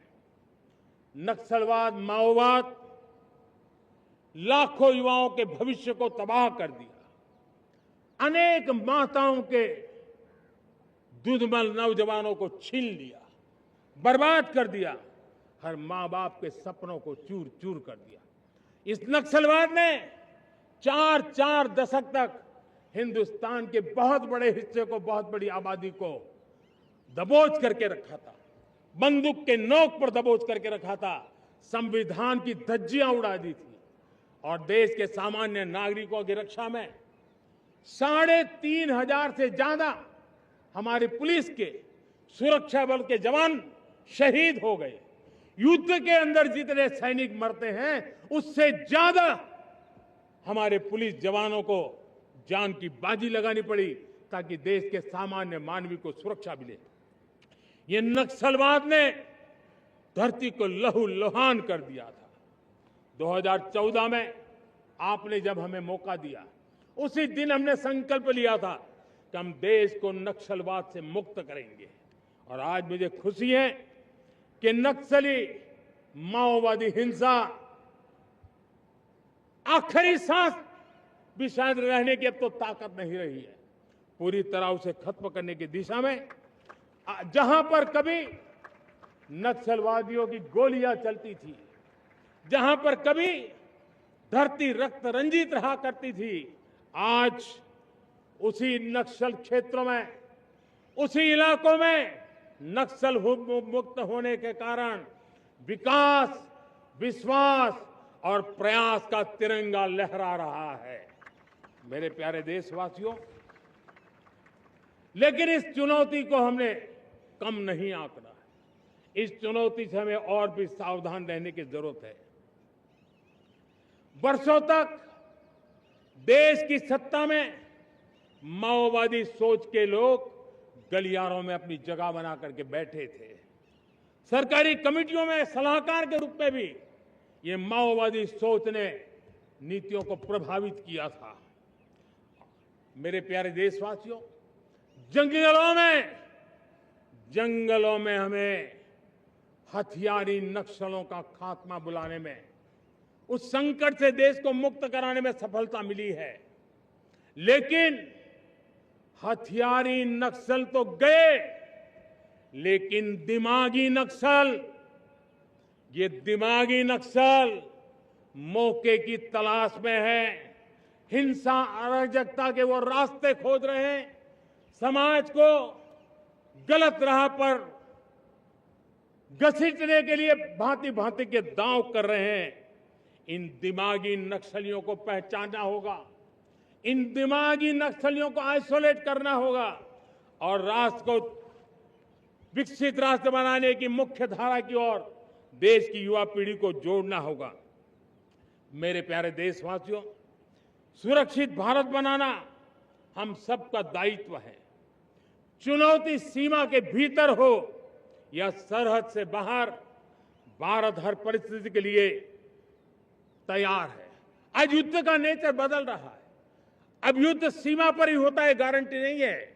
आज युद्ध सीमा के अंदर, कहीं रिफाइनरी पे जाकर के, कहीं बैंकिंग सेक्टर को जाकर के, कहीं डेटा सेंटर को जाकर के, एक प्रकार से लड़ाई का नया रूप, इंफ्रास्ट्रक्चर तोड़े जा रहे हैं, फैक्ट्रियां तोड़ी जा रही है। हमने मिशन सुदर्शन चक्र की पिछले सालों घोषणा की थी, बहुत तेजी से उस पर काम चल रहा है। आज डिफेंस एक्सपोर्ट हमारा करीब 50 गुना बढ़ा है। करीब 100 देशों में हमारे अस्त्र शस्त्र पहुंच रहे हैं। वैश्विक पटल पर भारत की प्रतिष्ठा धीरे धीरे बढ़ रही है। बदलते हुए समय में अस्त्र शस्त्र की तरफ काम करना है, सैन्य बलों का सामर्थ्य बढ़ाना है, लेकिन साथ साथ नागरिकों को भी तैयार करना होगा। पिछली शताब्दी के युद्धों के अनुरूप जो सिविल डिफेंस की व्यवस्थाएं हमारे देश में विकसित हुई है वो कालबाह्य हो चुकी है, और इसलिए मैं आज लाल किले से घोषणा कर रहा हूं कि हम आने वाले दिनों में सिविल डिफेंस का एक वाइब्रेंट नेटवर्क खड़ा करेंगे, आधुनिक व्यवस्थाओं से उनको परिचित कराएंगे, आधुनिक संकटों से नागरिकों को रक्षा करने की क्या व्यवस्था हो सकती है, एक बहुत बड़ा वॉलेंटरी फोर्स सिविल डिफेंस का आधुनिक चुनौतियों को पार करने वाला हम बनाने वाले हैं। मेरे प्यारे देशवासियों, राष्ट्र के निर्माण में आज हमारी बहनों बेटियों का योगदान हम सब के लिए बहुत बड़ा प्रेरणा का कारण बना हुआ है। फाइटर जेट हो या सिविल एविएशन, हमारी बेटियां सबसे आगे दिखाई दे रही है। खेलकूद का मैदान हो, हमारी बेटियां आगे दिखाई दे रही है। स्टेम एजुकेशन में भर्ती होने की प्रक्रिया हो, सबसे ज्यादा हमारी बेटियां आगे दिख रही है। आज सेना में भी एनडीए से जो बच्चियां निकली हैं वो बड़े रौब के साथ देश की सेना का नेतृत्व करने का सामर्थ्य दिखाने लगी है। मेरी बेटियों की ताकत कैसी है। मैं पिछले दिनों साणंद में एक सेमीकंडक्टर प्लांट में गया, वहां आदिवासी बेटियां, देश के अलग अलग कोने से आई हुई बेटियां काम कर रही थी। वो उस गांव से आई थी जिन्होंने पासपोर्ट क्या होता है पता तक नहीं था। वो बेटियां विदेशों में गई, ट्रेनिंग लेकर के आई और आज चिप निर्माण का काम कर रही है और बड़े कॉन्फिडेंस, मैं जो उनका कॉन्फिडेंस देखा, मैं सचमुच में बहुत प्रभावित हुआ था। आज 3 करोड़ बहनों को हमने लखपति दीदी बनाने का लक्ष्य तय किया था, उसको पार कर लिया। अब हम 6 करोड़ लखपति दीदी बनाने के लक्ष्य को लेकर के आगे बढ़ रहे हैं। 3 करोड़ नई लखपति दीदी बनना मतलब ग्रामीण अर्थव्यवस्था में बहुत बड़ा बदलाव मातृशक्ति के द्वारा आने वाला है।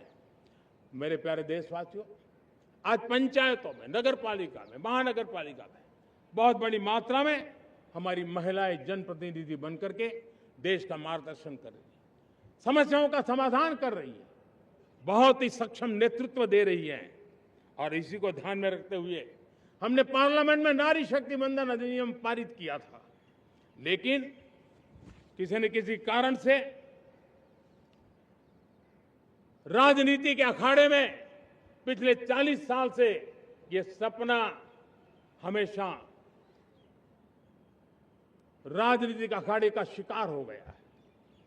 मैं देश के सभी राजनीतिक दलों से आज लाल किले की प्राचीर से तिरंगे झंडे की छाया में खड़े होकर के प्रार्थना करता हूं, आग्रह करता हूं,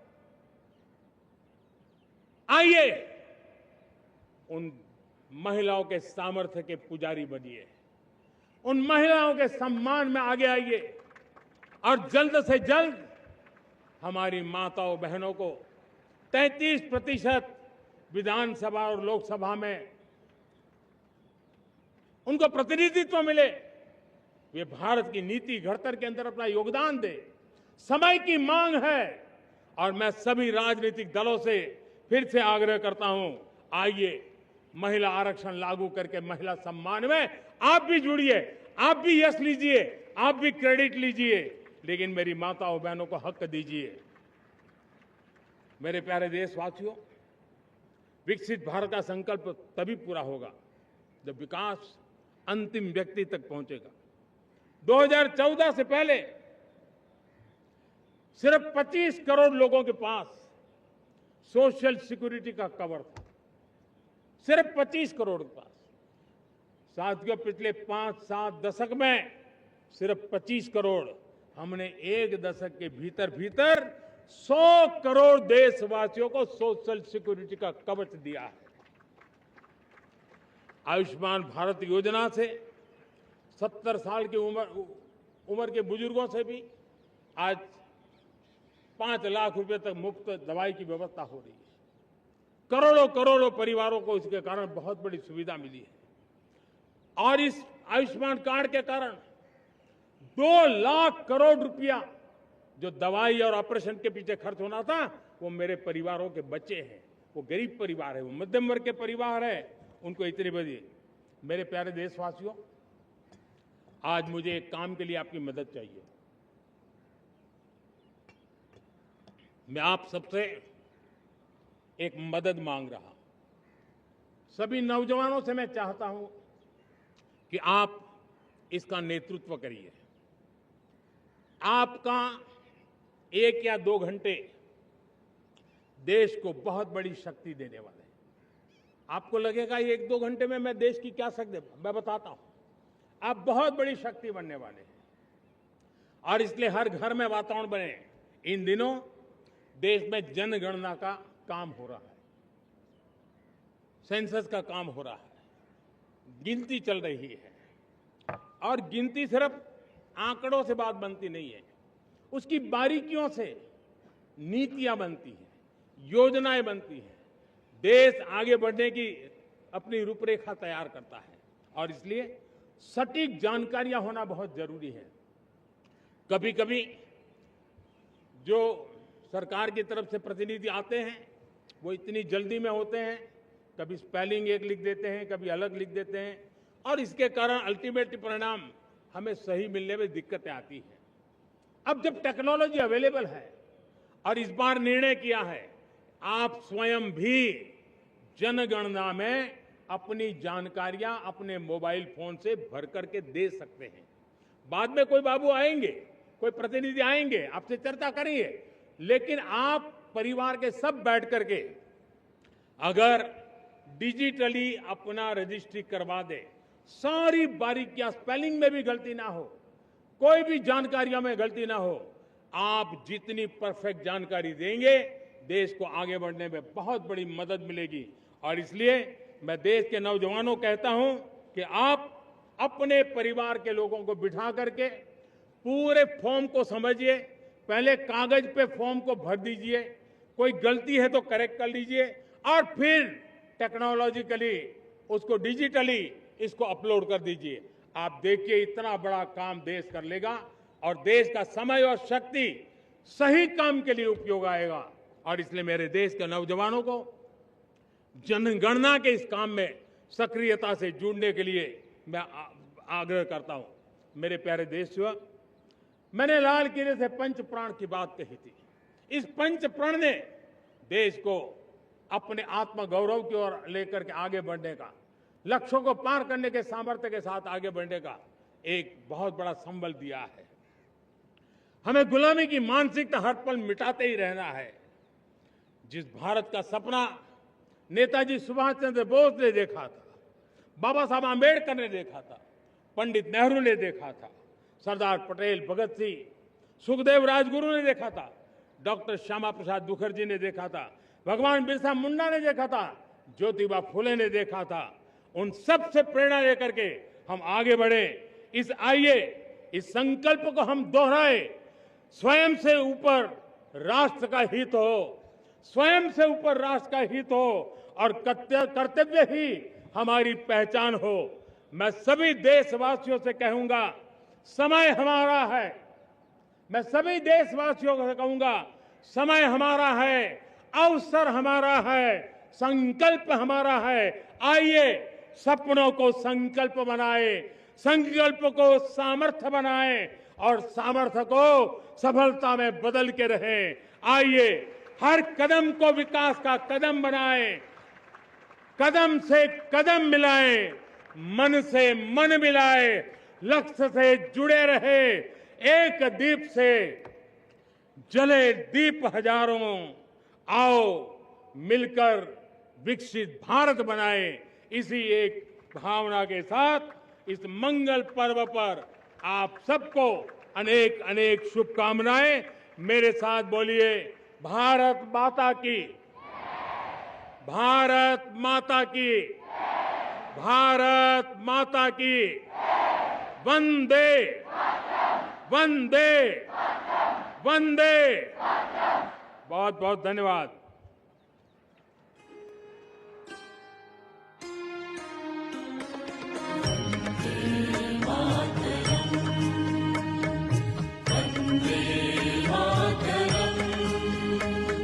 सुजलां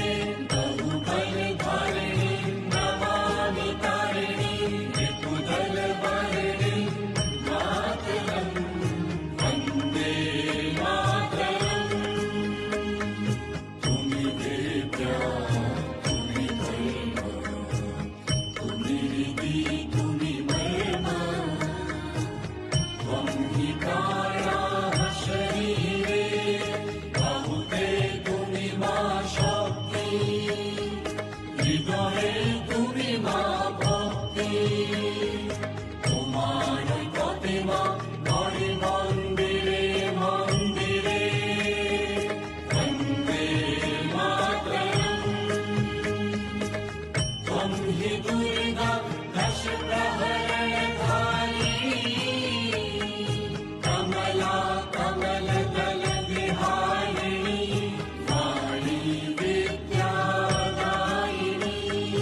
नमामि त्वां नमामि कमलां कमलां अतुलां सुजलां सुफलां मातरं वन्दे मातरम् श्यामलां सरलां सुस्मितां भूषितां धरणीं मातरं वन्दे मातरं वन्दे मातरम्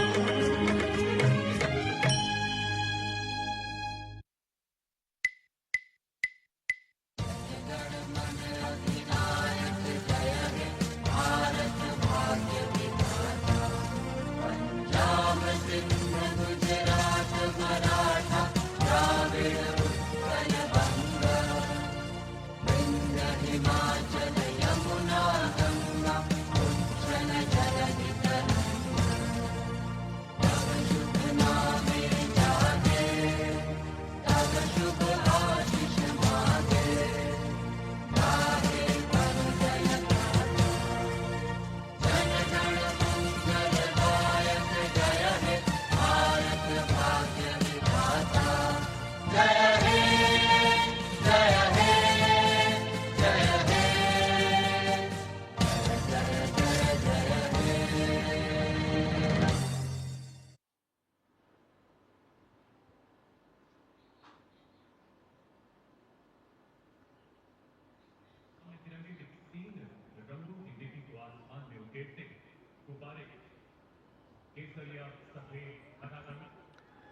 माननीय प्रधानमंत्री श्री नरेंद्र मोदी ने देश के 80वें स्वाधीनता दिवस समारोह के अवसर पर राष्ट्र को संबोधित किया। राष्ट्र की एकता और अखंडता के प्रतीक तिरंगे के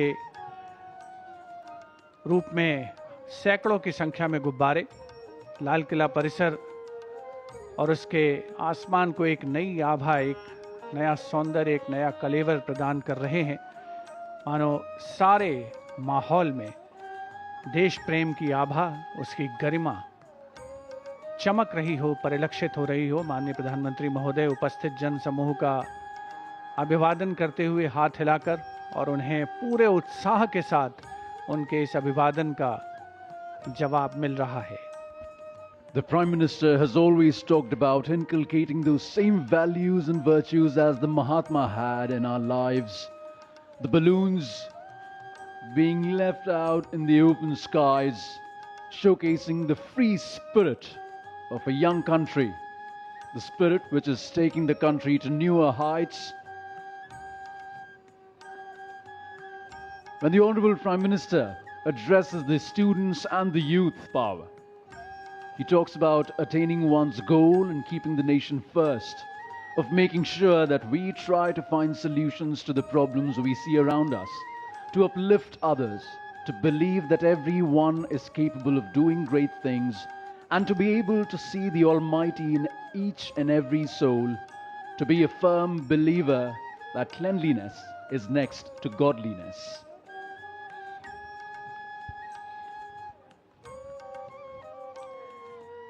And anticipation again in the crowd. All these youthful cadets have one question written on their faces, that when will Prime Minister will come forward and meet them. This has become a nearly ritual now. We all are looking forward and hoping that this year too, Honorable Prime Minister comes and meets and interacts with these young hearts. And perhaps in this moment, we also realize the true meaning of freedom. Freedom is the space to dream, the courage to rise, and the opportunity to choose our own direction. India has traveled a long way, rising above challenges, finding its own path, and reaching for greater heights. The word that best describes the moment is gratitude. The Prime Minister, in his car, the cavalcade moving. The word at the moment, gratitude. Gratitude bestows reverence, allowing us to encounter everyday epiphanies, those transcendent moments of awe that change forever how we experience life and the world. A vision of a Vikasit Bharat, a developed India by 2047. That is the vision with which each and every one of these youth, the ones being prepared by the tri-services, and the ones in each and every nook and corner of the country, will have to work towards. A nation that is bold, broad-minded and brilliant today for a strong, self-reliant and a sustainable tomorrow.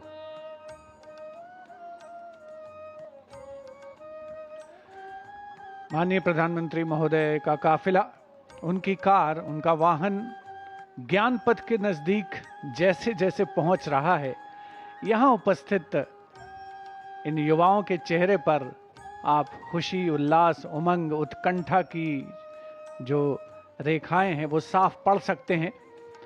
सभी को प्रतीक्षा है कि माननीय प्रधानमंत्री महोदय ने एक जो अविस्मरणीय परंपरा का आगाज किया है, उसकी शुरुआत की है राष्ट्रीय पर्व के अवसर पर, जब वे देश को संबोधित करते हैं स्वाधीनता दिवस के अवसर पर। उसके बाद बच्चों के बीच में, आम जनता के बीच में आते हैं।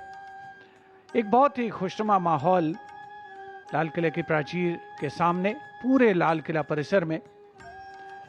1947 में आज ही के दिन हमें आज़ादी मिली थी और तब से लेकर आज तक हर वर्ष राष्ट्रीय पर्व का ये समारोह लाल किले के प्रांगण में आयोजित होता रहा है। माननीय प्रधानमंत्री महोदय वॉलंटियर्स के बीच में, एनसीसी कैडेट्स के बीच में पहुंच चुके हैं और हाथ मिलाने का सिलसिला शुरू हो चुका है। यही वो मौका है, यही वो अवसर है, यही वो समय है जिसका इन सभी को शायद बड़ी शिद्दत से इंतजार रहता है। और सही अर्थों में कहें तो देश के सर्वोच्च नेतृत्व को इतने करीब देखकर, उनसे प्रत्यक्ष संवाद करके सबका दिन बन जाता है। कई तो ये समझते होंगे कि उनका जीवन ही बन गया, और उनका ऐसा समझना बहुत हद तक सही भी है। Now we have perhaps one of the most beautiful moments of the morning. The Prime Minister is among the people, greeting them, exchanging smiles, waving to them, and you can see the excitement on every face. For many here, this may be the first time they have seen the Prime Minister up and close. And just look at the children, those wide smiles, those excited faces, those little waves. For them, this is not just another Independence Day. This is a memory they may carry with them for the rest of their lives. Years from now, they may look back and say, yeah, I was there.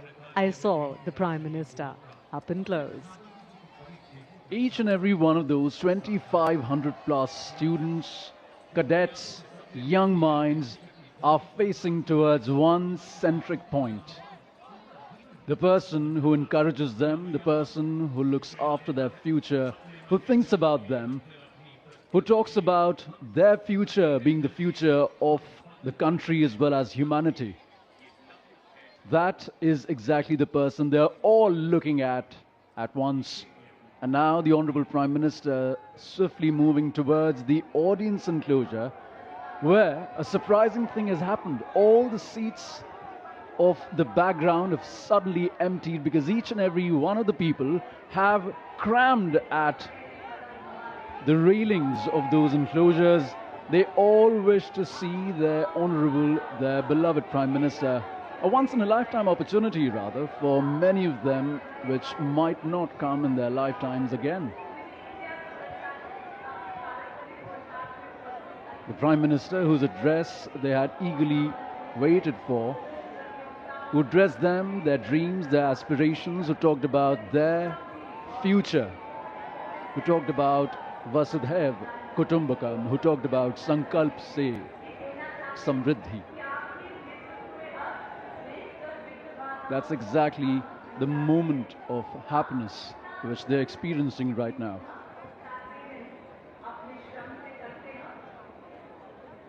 As the Prime Minister walks among the people, almost every phone in the crowd seems to be out, everyone trying to capture this special moment. A wave here, a smile there, and a quick greeting. People are recording videos, taking photographs, sharing the moment with those who could not be here.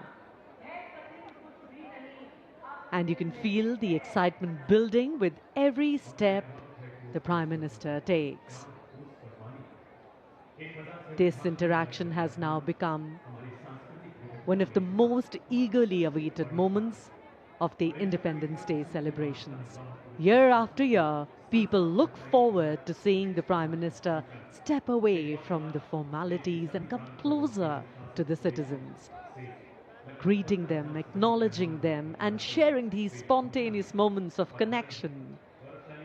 And perhaps that is why these moments feel so special.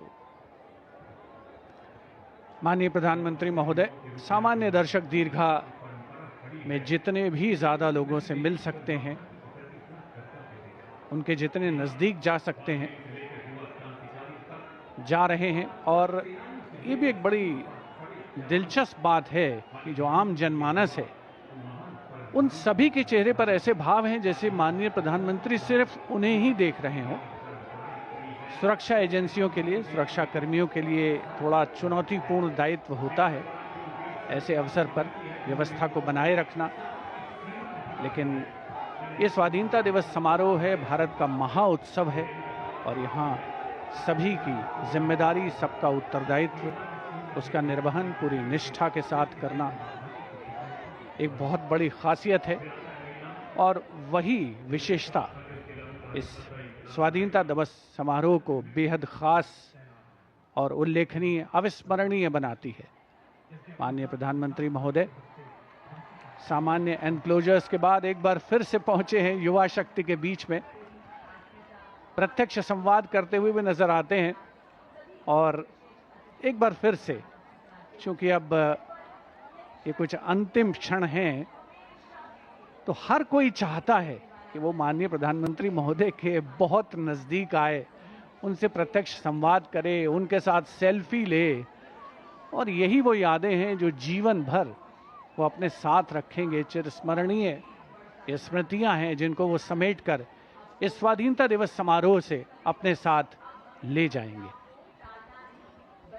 The vision of a rising space sector, scientific research, sustainable living industries, green and non-fossil energy, never seen before, speed and scale of infrastructure development, record number of existing, expanding in new metro rail services, intra and intercity metros, the Namo Bharat, cleaner and greener stations, new freight corridors, indigenous locomotives for goods and passengers under the Vande Bharat scheme, a growing sports superpower, preferred destination for medical tourism, a major hub for aircraft and vessel repair, overhaul and maintenance. And these are just a few of the policies that the Prime Minister and his able government is doing for the country, for the future, for the power that they believe the future and the youth hold.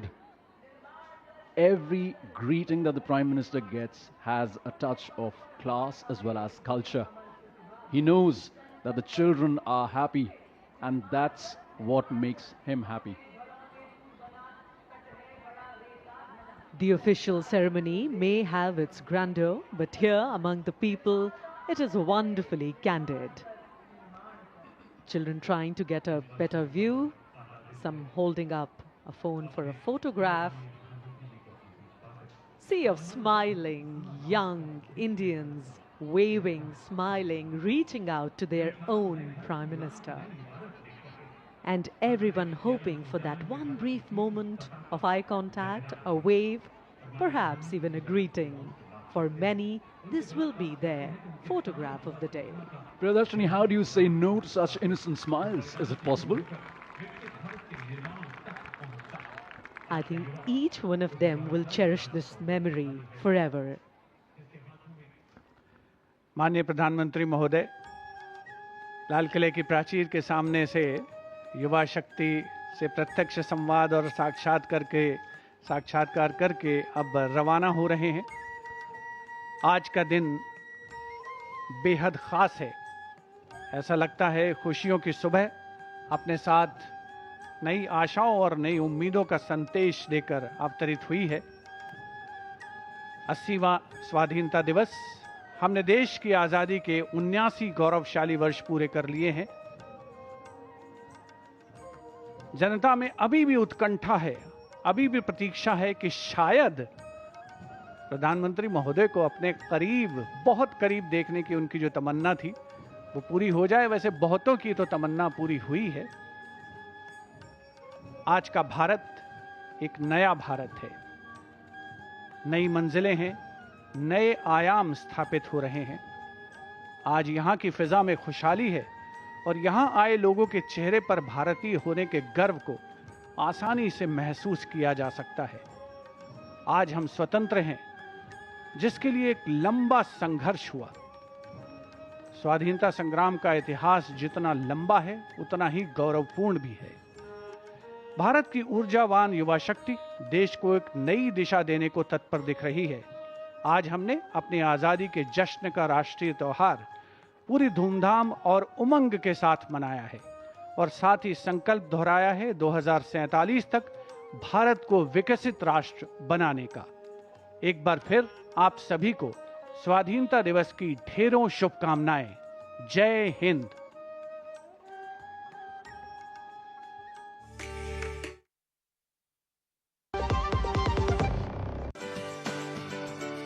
अरे रामदयाल, तेरी उपज का क्या हुआ? अरे औने पौने दाम मिल रहे थे इसलिए नहीं बेची। और तुम्हारी उपज? मेरी उपज ये रही मेरे मोबाइल में एकदम सुरक्षित। अरे ये तो कोई रसीद लगती है। कोई रसीद नहीं, डिजिटल रसीद है।